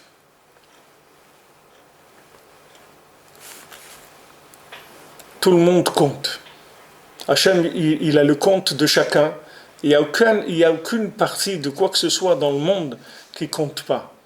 Même des gens qui se comportent comme ils se comportent, c'est des gens qui comptent pour Hachem. Il n'y a personne qui ne compte pas. Donc ça, c'est un rappel qu'on fait, comme Je me souviens quand on faisait l'appel au début de l'année, on arrivait à l'école comme ça, au lycée, à l'école. Il y avait tous les élèves, ils étaient dans la cour comme ça. Et maintenant, il y a l'appel. On va voir dans quelle classe chacun y va, qui ça va être ses copains dans l'année, qui ça va être ses professeurs, tout ça. C'était à ce moment-là que ça se décidait. Alors, chacun il venait, il lisait une liste. Voilà, classe, truc, un tout. On disait, monsieur un tel, mademoiselle un tel, truc, tac, tac, tac, tac. Voilà, ça c'était la classe de l'année. Hachem, il veut que chacun il sache qu'il existe pour lui, puisque c'est lui qui l'a créé, donc il est important à ses yeux. Et il faut qu'il se mette à sa place par rapport à ce qu'il est venu faire sur terre. Donc la Sfirat HaOmer, on va ramener toutes les âmes. Il y a les âmes qui sont conscientes du bien, et il y a des âmes qui sont inconscientes du bien. Vous savez, les gens, il n'y a pas des gens pas bien. Il y a des gens qui ignorent l'existence du bien, c'est tout. Mais eux, ils sont bien. Ça n'existe pas des gens pas bien. Hachem ne crée pas des gens pas bien. C'est juste des ignorants, c'est tout. Des gens qui ignorent. Voilà, des gens, ils font tchouva. Pourquoi il fait tchouva? Parce qu'il s'est rendu compte qu'il s'est trompé dans sa vie, c'est tout. Il ne savait pas. Et une fois qu'il fait tchouva, vous voyez qu'il est bien, il est dans la Torah, il fait tout ce qu'il a à faire. Bon, Hachem, pourquoi maintenant, avant, parce qu'il ne comptait pas. C'est-à-dire qu'il ne savait pas qu'il avait une valeur quelconque. Il croyait qu'il est venu dans ce monde pour faire de l'argent et manger, s'amuser, et puis c'est tout. Il ne savait pas qu'il y a une autre dimension et qui compte aux yeux d'Hachem. Ça, il ne le savait pas. ועל כן על ידי ספירת הימים מקבצים הנפשות וכל זה על ידי בחינת עומר שעורים שהוא בחינת אריתי מורי כנ"ל. Tout ça on le fait par le fait qu'on amène le homer, que c'est une nourriture animale, c'est-à-dire qu'on fait monter le bien avec la mer. על כן סופרים להומר כנ"ל, c'est pour ça qu'on compte le homer. על כן מתפללים מאז יודוך עמים. Qu'est-ce qu'on dit dans le homer quand on finit le ספירת ההומר? On fait למנצח ונגינות מזמור שיר. Yoducha Amim Elokim, Yoducha Amim Kulam. Toutes les nations vont te reconnaître, toutes. Pourquoi on dit ça après Sfirat HaOmer? Pourquoi on ne chante pas Ivdu et Hashem Besimcha? Pourquoi on chante ça? L'Amnatser Ben Ginot et on dit Yoducha Amim Elokim, Yoducha Amim Kulam.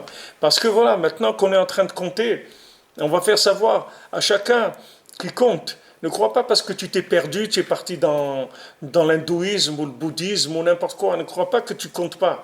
Ne crois pas que tout Hachem, il a créé chacun dans un seul but, c'est qu'ils le reconnaissent. Pour le bien de la personne, mais qu'ils reconnaissent qu'il y a Hachem.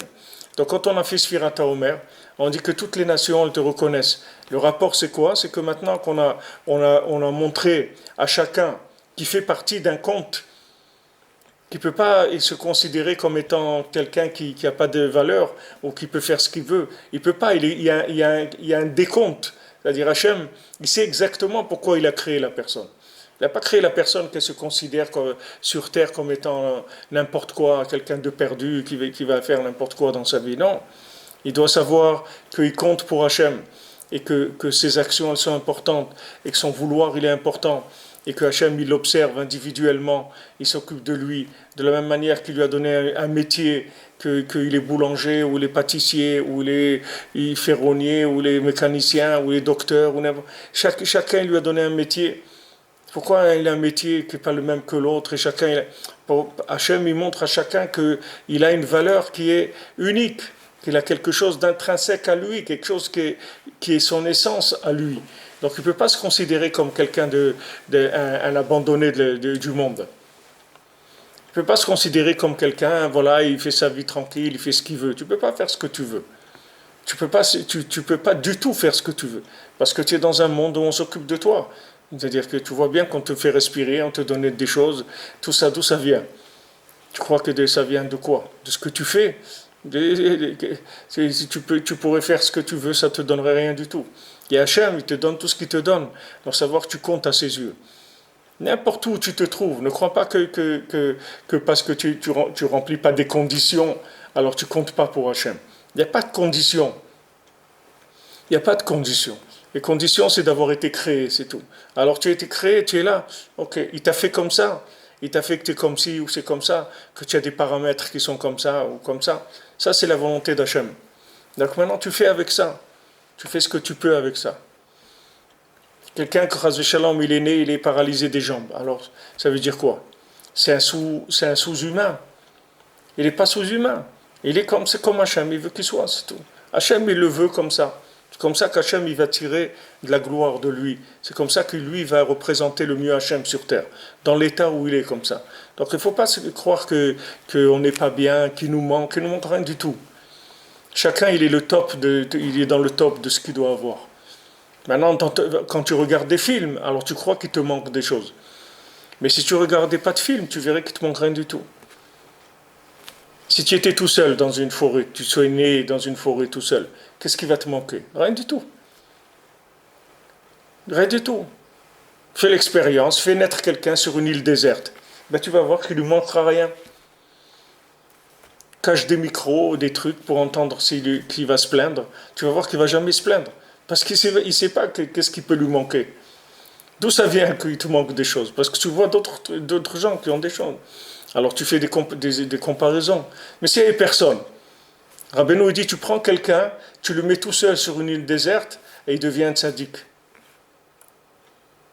Parce que si la personne, elle allait vers ce qui vient vers elle, tout simplement, il serait un tzaddik. Mais les gens, ils ne veulent pas. Les gens, ils ont des plans dans leur tête, ils ont des films. Ils ont écrit le scénario de leur vie déjà. À l'âge de 15 ans ou 16 ans, ils ont des plans dans leur tête. Voilà, il y en a, ils ont été à Manchester, ils ont été dans un concert, ils avaient des plans dans leur tête. Il y a un qui est venu, il a cassé ses plans. Voilà, ces trucs, des jeunes, Hachem Mishmor, des enfants comme ça, de 8 ans, 14 ans, 16 ans. Des gens qui viennent comme ça, qui tuent des gens. Il y a des gens, ils avaient un plan. Tu vois que les plans d'Hachem, c'est d'autres plans. Tu sais pas ce qu'il veut Hachem. Tu ne peux pas comprendre ce qu'il veut Hachem. Alors des gens, ils voient des films, depuis leur adolescence, et ils croient que la vie, c'est la réussite comme ça ou comme ça. Non, c'est pas ça. La réussite, c'est ce que je suis aujourd'hui. C'est ça la réussite.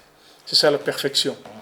La perfection de ce que Hachem il veut de moi, c'est ce que je suis aujourd'hui. Et c'est comme ça qu'Hachem il m'aime, et c'est comme ça qu'Hachem il me veut, et c'est comme ça qu'il veut que je le serve. Avec toutes mes qualités et tous mes défauts. C'est ça comme ça qu'il m'aime, c'est comme ça qu'il m'a créé. Si quelqu'un il fait quelque chose, si vous prenez un ébéniste, il se fait une table à lui, et cette table-là, elle est comme elle est. Mais c'est à lui, c'est lui qui l'a faite pour lui, c'est comme ça qu'il l'aime. Là. Il veut une table comme ça, qui a deux côtés carrés, un côté rond, où elle est un peu penchée, ou ce qu'il veut. C'est comme ça qu'il le veut. Donc Hachem, il t'a fait comme tu es. Et aujourd'hui, dans la position dans laquelle tu te trouves, tu es dans le top de ce que tu dois être par rapport à ce qu'Hachem il attend de toi. Donc il ne faut pas essayer de perdre ton temps à vouloir être quelqu'un d'autre. Ça ne sert à rien parce que tu es en train de... Pendant le temps où tu cherches à être quelqu'un d'autre, tu ne vas pas être ce que tu dois être. Alors c'est dommage. Tu vas perdre ta vie. Ça ne sert à rien. Quelqu'un, il a toujours voulu être... moi j'ai rêvé d'être... mais au lieu de rêver d'être, regarde ce qu'il y a déjà devant toi. Fais avec ce qu'il y a. Ça, c'est la volonté d'Hachem. Une fois, quelqu'un il est venu voir Rabbi Nathan. Il a dit,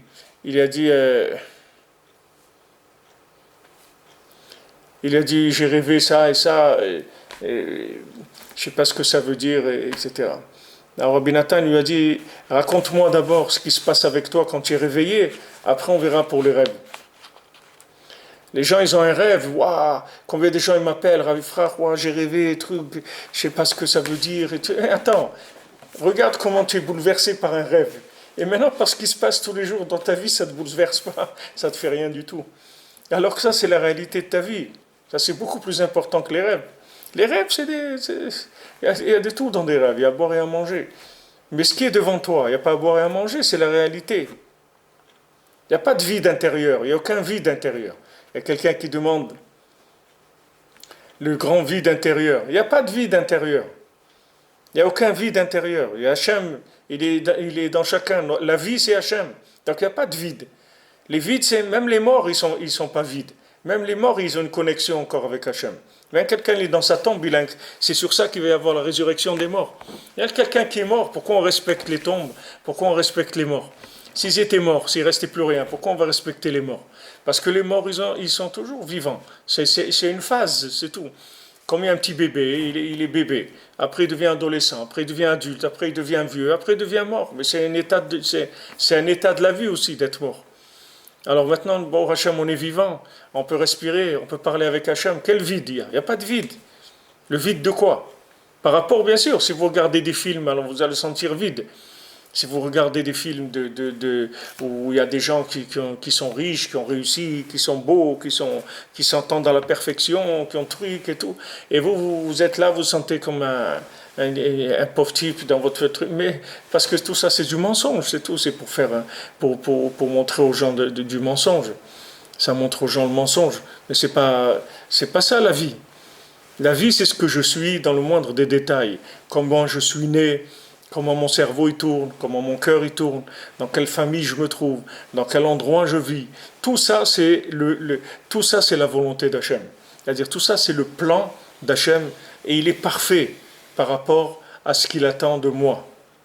C'est toujours un exemple que je vous donne, que si quelqu'un maintenant, on l'embauche, on lui donne une perceuse et des tournevis et des pinces et tout. C'est pas pour qu'il fasse cuisinier, qu'il n'a qu'à regarder les outils qu'il a. Et ces outils vont lui renseigner sur son métier, c'est simple. Mais les gens, ils passent à côté de ça. Regarde qu'est-ce que tu as dans ta vie. Et c'est ça qu'Hachem, il veut de toi. C'est comme ça qu'il te veut. Même avec tous les trucs que tu as tordus, même s'il y a des trucs tordus, ça fait partie de la recette. C'est comme ça. Si vous prenez une recette de cuisine, si vous prenez chaque élément que vous mettez dans la recette, vous le mangez tout seul, c'est immangeable. Le poivre, c'est immangeable. Le sel, c'est immangeable. Combien de choses que... Et avec tout ça, vous faites le plat. Et le plat, non seulement il est mangeable, mais il est nifla. Et toutes ces choses-là, qui ont l'air complètement détraquées par rapport à... Si quelqu'un vous voit faire la cuisine, il dit non, non, mais je veux goûter ce que tu mets. Il dit ok, voilà, prends le poivre, goûte.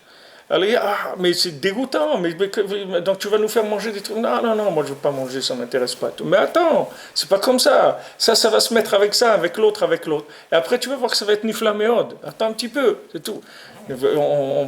Pas des... Moi, j'ai travaillé dans l'imprimerie, 30 ans de ma vie, j'ai fait du graphisme, c'est pour ça qu'aujourd'hui je fais tout ça. J'arrive à faire un peu avec les caméras, tout ça, parce que j'ai travaillé avec les ordinateurs. Mais quand un client il se met à côté de vous et vous êtes en train de faire un graphisme, il intervient tout le temps. Ouais, mais là, il manque ça. Attendez, j'ai pas fini. Attendez. Mais moi, je vous ai dit, je veux bleu, je veux pas. Attendez. C'est impossible de travailler à côté d'un client. Parce que comme il ne connaît pas le métier, il ne sait pas comment ça se fait les choses. Donc chaque fois, il est en train de dire, non, mais ça, je le veux en haut. Ça, je vous avais dit ça. Mais attendez, allez vous asseoir là-bas. Quand je finis, je vais vous montrer. Parce qu'il ne vous laisse pas travailler. Parce qu'il prend les choses, il les isole. Il regarde chaque chose isolée. Il ne sait pas qu'il y a un plan dans le travail. Il regarde chaque chose seul.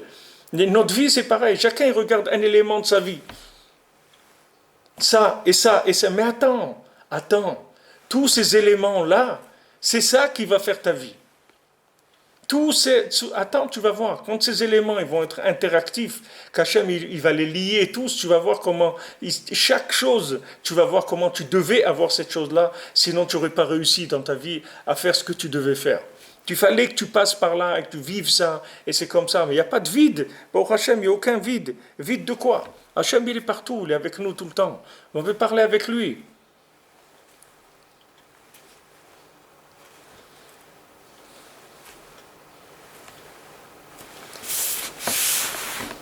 Bémet, regardez ce que Rabbeinu nous apprend. Regardez ce que Rabbi Nachman nous apprend. Qui est-ce qui va vous apprendre ça dans le monde? Qui est-ce qui va vous apprendre ça dans le monde? Allez trouver quelqu'un qui va vous apprendre ça. Il n'y a personne qui peut vous apprendre ce qu'il dit Rabbeinu. Personne qui vous apprend à vivre comme il dit Rabbeinu. Ce que tu vis là aujourd'hui, c'est magnifique. C'est ce qu'il y a de plus beau au monde. Qu'est-ce que tu veux de plus que ça? Il n'y a rien de plus que ça. N'importe où tu sois dans le monde, c'est comme ça qu'Hachem il te veut. Et le jour où tu vas devoir changer, il va te changer, il va te mettre dans une autre situation. Mais toi, travaille là où tu es. Commence déjà à accepter ton poste. Déjà accepte ta vie de manière à la vouloir. C'est pas rien de l'accepter, il faut la vouloir, en sachant que c'est ça qui est bien pour moi. Et après de ça, si Hachem après il juge, que lui il veut que tu te mettes ailleurs, il va te mettre ailleurs. Mais ce qui compte, c'est ce que Hachem il veut, c'est pas ce que toi tu penses. C'est vrai, des fois on veut faire des choses et on voit que dans la réalité, ça change. Ça change. Surtout dans le mariage, on voit ça. Quand on est marié, on voit que souvent la femme, elle fait des plans qui sont pas en accord avec ce que l'homme il a envie de faire. Des fois, l'homme il a envie de faire quelque chose et sa femme il dit bon tiens on va faire ça. Maintenant c'est pas en accord avec le plan que lui de ce qu'il voulait faire. Mais il faut savoir que la femme c'est malchoute. La femme c'est malchoute. Donc elle est attachée à la sphira du Shabbat, à la sphira du malchoute, à Shabbat. Donc quand elle te dit elle de faire quelque chose, c'est-à-dire c'est ça qu'il faut faire. On parle maintenant d'une femme kshera qui fait la Torah et les mitzvot. Et dans cette femme-là, elle est inspirée par Hachem, par la Shrina. Pourquoi Hachem il a dit Avram Shema Bekola? Il a dit Avram Avinu, écoute ce qu'elle te dit. Écoute ce qu'elle te dit Sarah. Écoute ce qu'elle te dit Sarah, écoute-la. Pourquoi il lui a dit ça? Pourquoi Avram Avinu c'est pas un homme intelligent, c'est pas un homme pourquoi il ne sait pas réfléchir, il a écrit beaucoup de Sfarim, il a tellement de choses qu'il a fait Abraham Avinu. Il lui dit écoute ta femme, parce que toi, même si tu sais des choses, mais toi, le fait que maintenant tu travailles avec le cerveau, une femme elle travaille moins avec le cerveau, une femme elle travaille avec l'interactif, mais un homme il travaille avec le cerveau. Maintenant le cerveau que tu as, il est trop lent pour suivre pour la marche à suivre. Il est trop lent ton cerveau. Le temps que tu réalises ce qu'il faut faire, ça va passer déjà. La chose ne sera plus d'actualité. Le temps que toi, dans ta tête, tu comprennes et tu trucs et tu réfléchisses le temps que tu as fait tout ça, eh bien l'oiseau il est parti, ça y est, tu l'as raté. Mais la femme, comme elle a de la bina, la femme elle est que dans la bina. C'est-à-dire la femme, elle ne vit qu'avec des choses qui sont interactives. Donc quand une femme elle te dit on va faire ça, c'est pas comme toi qui a envie de faire quelque chose. C'est pas la même chose. Elle, c'est des ordres qu'elle reçoit. C'est pas comme toi. Toi, c'est des choses que tu fais avec ta tête. Mais la femme, elle fonctionne pas comme l'homme. Elle réfléchit pas.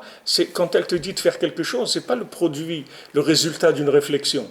C'est le résultat d'associations interactives d'éléments qui donnent comme résultat, voilà, ça. Donc on va faire ça. Ah, maintenant j'avais prévu, je voulais faire des teilim, je voulais faire des trucs. Non, on va aller au marché, on va faire ça. Alors tout de suite, il faut se plier, il ne faut pas réfléchir. Il ne faut pas réfléchir. Il n'y a pas à réfléchir. Tu te plies, tu fais, c'est tout. Ben, ça, c'est la volonté d'Hachem. Alors, ce principe-là dont on parle, c'est dans tout, c'est comme ça. Je vous donne un exemple dans le mariage, mais tout, c'est comme ça. Toute la vie, elle est basée sur ça. Sur ce principe-là de tout le temps aller avec la réalité, pas avec ce que j'aurais voulu être. Les gens, ils auraient voulu être quelqu'un, et en attendant, ils sont rien du tout. Mais sois déjà ce que tu as. Voilà, sois déjà avec ce que tu as. Fais ce que tu es aujourd'hui, fais ce que tu peux avec ce que tu es. Et après, tu verras que de ça, tu vas avancer vers d'autres choses.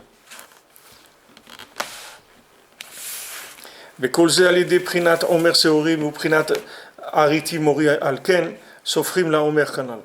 על כן מתפללים אז יודוך עמים.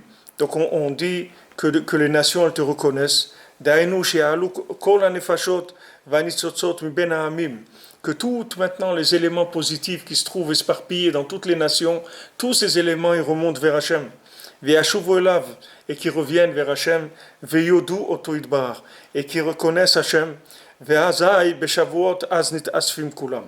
ce moment-là, à Shavuot, tout le monde se réunit. C'est-à-dire tout le monde se réunit. Ne croyez pas que maintenant on va faire Shavuot, ne croyez pas qu'on est tout seul. On n'est pas tout seul à Shavuot. Shavuot, on est avec toutes les âmes qu'on a collectées pendant tout le Homer. C'est-à-dire pendant toute la Sfirat Homer, on a ramené des âmes vers leur origine, vers leur place. Et quand on va recevoir la Torah, cette Torah-là, c'est elle-même le résultat de la réunion de toutes ces âmes. pourquoi il y a tellement de paroles de se réunir pour Matan Torah? On parle de chez Asfou Ta'am, que le peuple se réunisse, que tout le monde soit là, etc. Il y avait tout le monde, les hommes, les femmes, les enfants, les vieillards, tout le monde était là pour Matan Torah. Parce que la Torah, c'est le résultat du rassemblement de tous ces individus-là. C'est ça la Torah. Si maintenant il manque des gens à l'appel, alors la Torah, elle ne va pas être complète. La Torah, c'est avec tous ces gens-là qui viennent.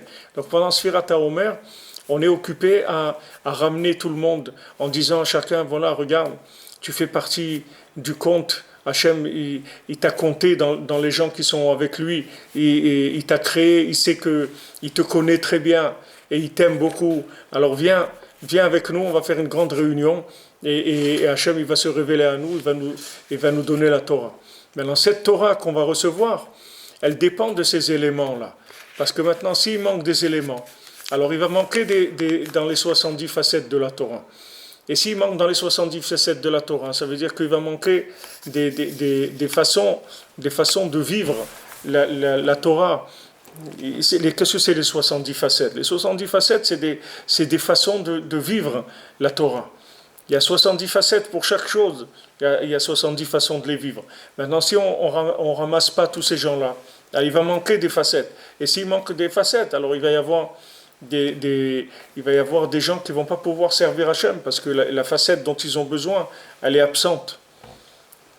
Alors c'est ça qu'on fait pendant le Homer.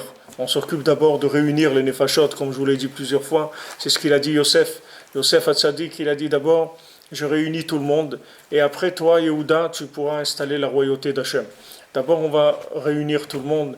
Yosef, il parlait avec les enfants des servantes, avec les Bnei Bilha, les Bnei Zilpa. Il jouait avec eux, c'est avec eux qu'il était Yosef. Qu'est-ce qu'il sait pas qu'il jouait? Il était Mekarev, tous les gens qui sont des fils de servantes, c'est-à-dire des gens qui sont grandis comme fils de servantes. Vous croyez que les Shvatim qui sont nés des servantes, c'est des Shvatim qui sont soukbet, qui sont deuxième qualité, qui sont moins de bonne qualité, les enfants des servantes de Bilha, de Zilpa.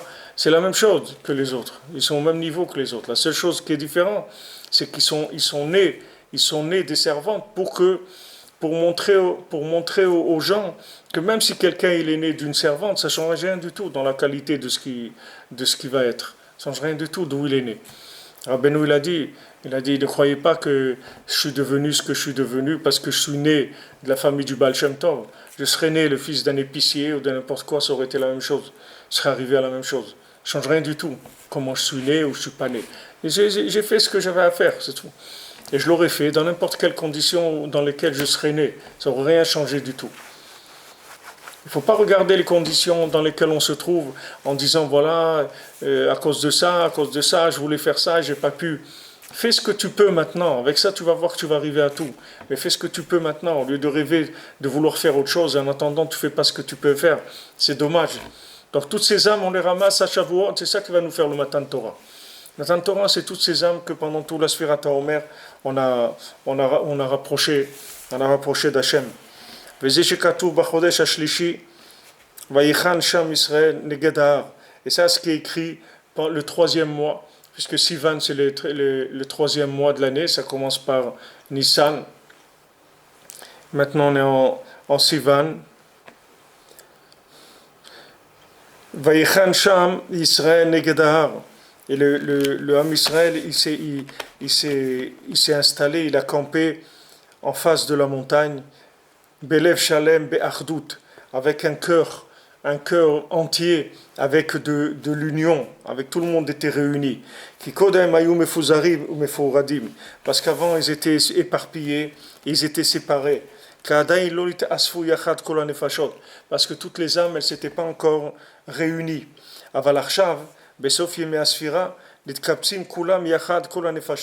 Mais maintenant, à la fin des jours de la Sphira, alors toutes les nefashot, elles se réunissent. Toutes les âmes, elles se réunissent. C'est pour ça que Shavuot, ça s'appelle Atzeret. Atzeret, ça veut dire une réunion. C'est-à-dire, Atzor, ça veut dire arrêter, mais ça veut dire que on arrête tout ce qu'on est en train de faire pour être ensemble. On va se réunir. Ve'az milamktin kol hanefashot yachad beshavuot. Et à ce moment-là, on va cueillir toutes les âmes ensemble à Shavuot, Beprinat Aritimorim Besami. On va faire monter le côté amer avec le côté agréable, les deux, chez Eprinat Omer Seorim. Que ça, c'est le inyan du Omer Seorim, de la mesure d'orge qu'on amène. Ou Shne Alechem Shel Chitim, ou Shne Alechem Shel Chitim Shel Ma'achal Adam. Donc à Shavuot, on amène comme korban. On amène le Omer aussi, mais on amène aussi les deux pains. Deux pains que maintenant c'est une nourriture déjà humaine. C'est pas comme le Homer. Le Homer c'était une nourriture animale. Mais maintenant on va amener du pain à Shavuot. Aïnou prinat marat nefesh et prinat bemiyut. C'est-à-dire que maintenant, qu'est-ce qu'on amène? On amène le Homer, que c'est le côté amer, que c'est les ta'avot, les désirs de ce monde. Zeprinat Homer seorim.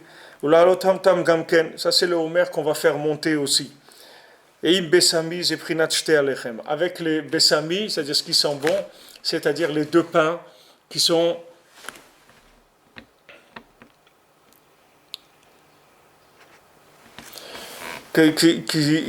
ces deux pains-là, ça s'appelle la nourriture humaine.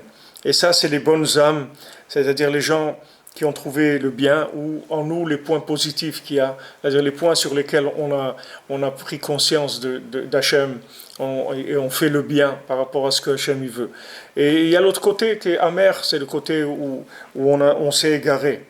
Donc quand on voit des gens, il n'y a que des gens égarés, il n'y a pas des gens pas bien. Des gens qui se sont égarés, c'est tout ce qu'il y a dans le monde. Les gens qui ne sont pas bien, c'est des gens égarés. Ce n'est pas eux qui ne sont pas bien, c'est qu'ils se sont perdus. Mais si tu leur remontes le chemin, ils vont revenir. C'est pour ça qu'on fait la Sfirata Omer. Tous ces gens-là, on les appelle, on le remet sur le bon chemin, c'est-à-dire on leur montre où elle est la vérité, sans avoir besoin de parler avec eux, même si on ne parle pas avec eux. Quand on fait la Sfirata Omer, on inclut automatiquement tout ce qui bouge dans le monde. Tout ce qui bouge, ça vient d'une sphira, puisqu'il y a 7 jours de la création et il y a 7 sphirotes. Donc il n'y a personne qui peut dire « moi je ne fais pas partie du plan ». Il y a pas, tu te trouves dans un des 7 jours, tu ne peux pas être ailleurs. Donc quand on compte, chaque jour on ramène ces nefashot là.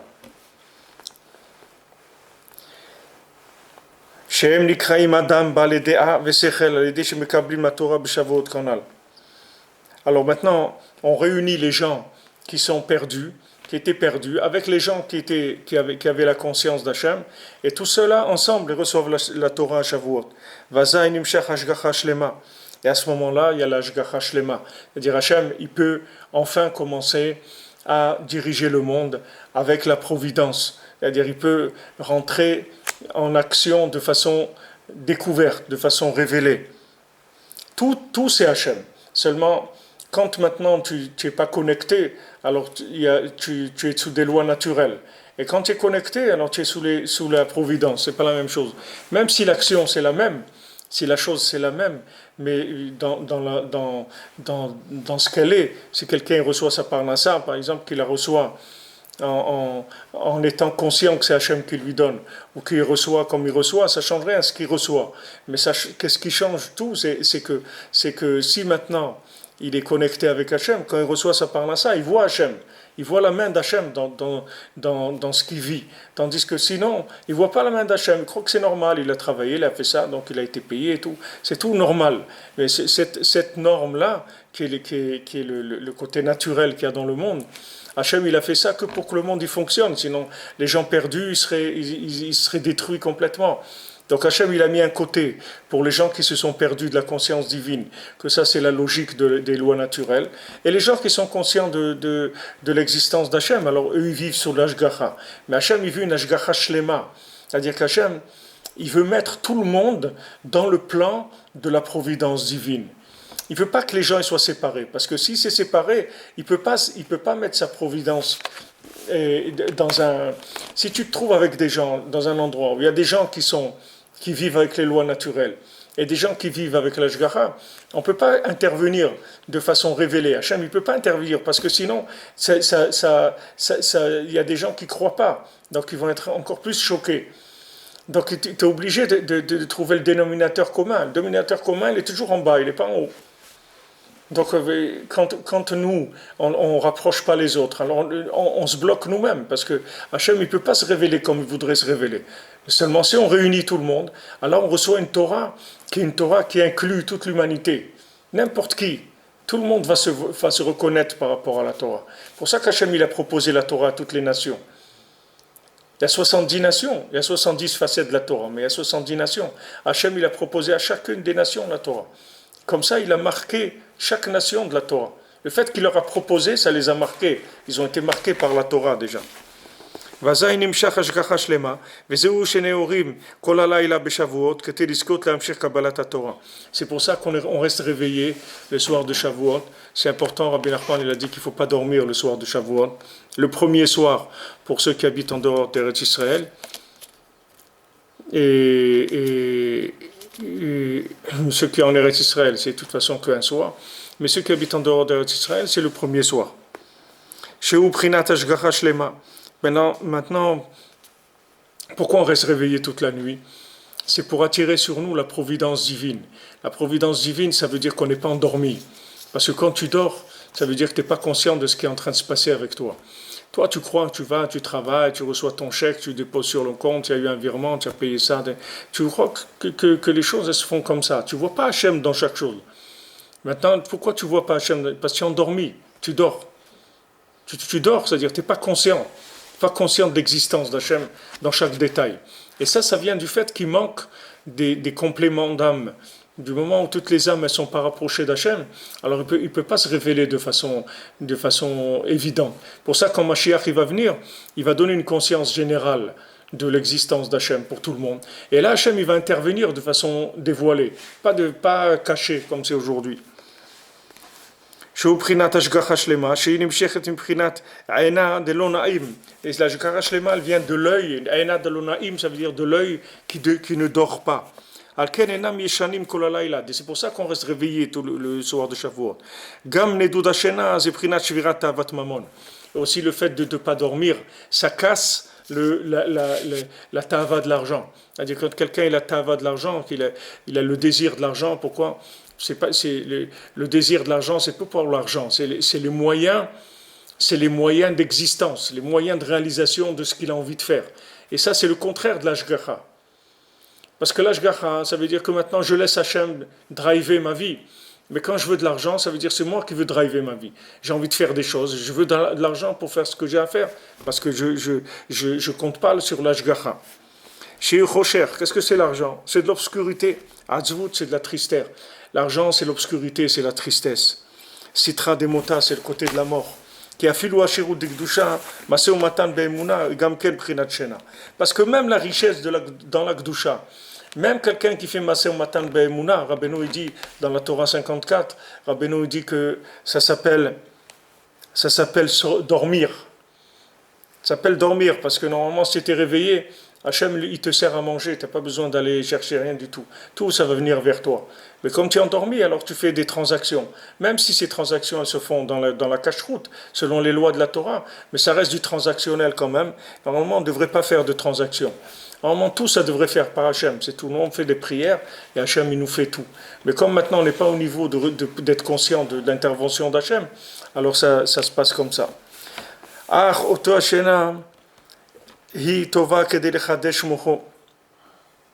Maintenant, quand quelqu'un il dort, c'est-à-dire qu'il travaille, Rabbeinu dit quand quelqu'un il travaille, il dort. Le travail, c'est du sommeil par rapport à la conscience divine. Mais pourquoi il a besoin? C'est pour renouveler son esprit. Comme quand tu vas dormir, maman, tu es fatigué, tu vas dormir. Alors le travail aussi, c'est quelque chose qui permet de se renouveler. Comme Rabbeinu dit là-bas dans cette Torah.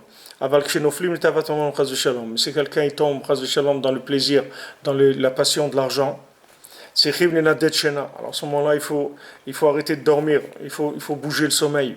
C'est-à-dire il faut casser le désir de l'argent.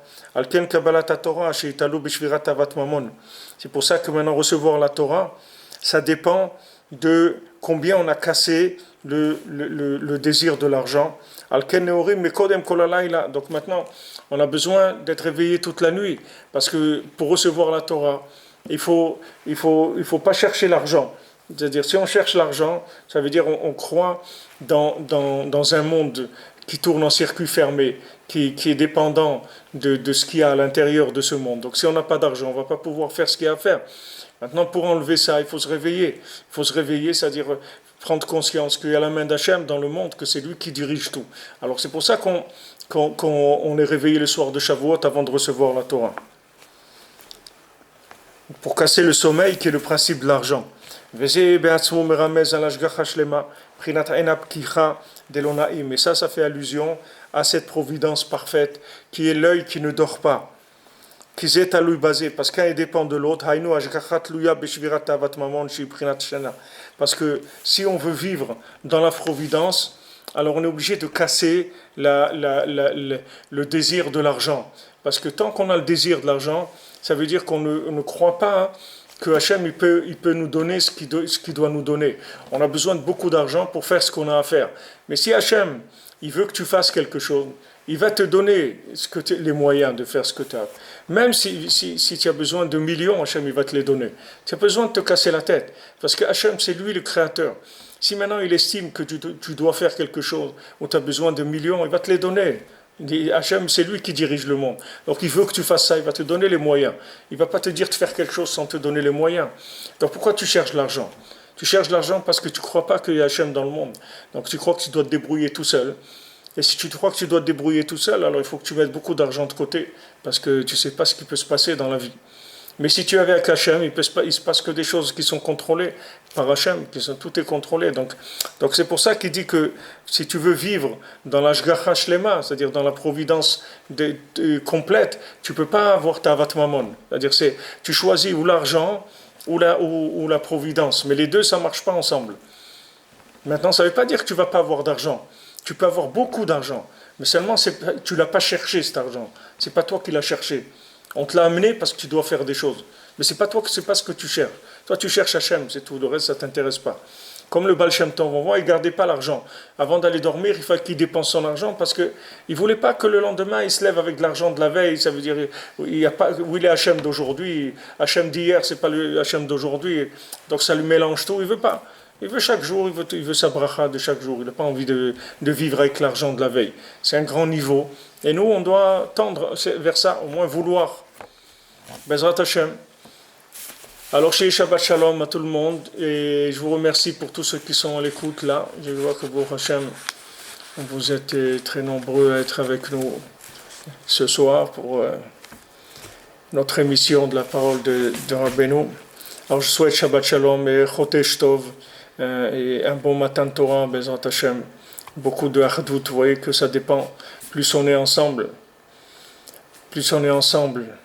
et plus la Torah qu'on va recevoir, elle a une qualité.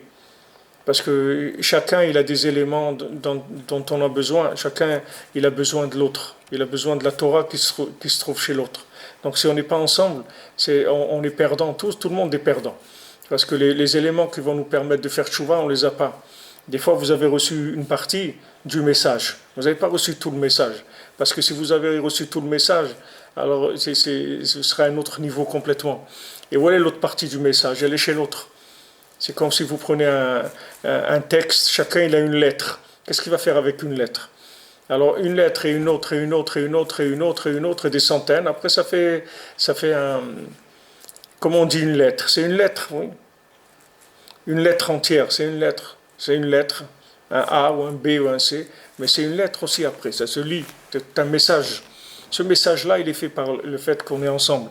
Alors tout le lien de Sfirat HaOmer aussi, c'est pour ça que Sfirat HaOmer, les rapports humains, ils sont difficiles, parce que c'est une période où il y a beaucoup d'épreuves, de disputes et des nerfs et des choses comme ça, parce que le SRA, il attaque beaucoup, il ne veut pas que les gens ils soient ensemble. Mais bon, Hachem, Rabbeinu, il nous réunit, et voilà, Bezrat Hachem, de ici de Oman, à côté de Rabbeinu, qu'Hachem il fasse, que vous ayez tous la bracha et atzlacha dans tout ce que vous faites, Bezrat Hachem. Chacun, là où il doit arriver, qu'il arrive, et qu'il sache reconnaître les chemins que Hachem il veut pour lui. Grande atzlacha. Et on se retrouve, Bezrat Hachem, à l'antenne. Alors, dimanche à midi, on continue, Bezrat Hachem, notre Torah 50. En attendant, Chodesh Tov et Shabbat Shalom.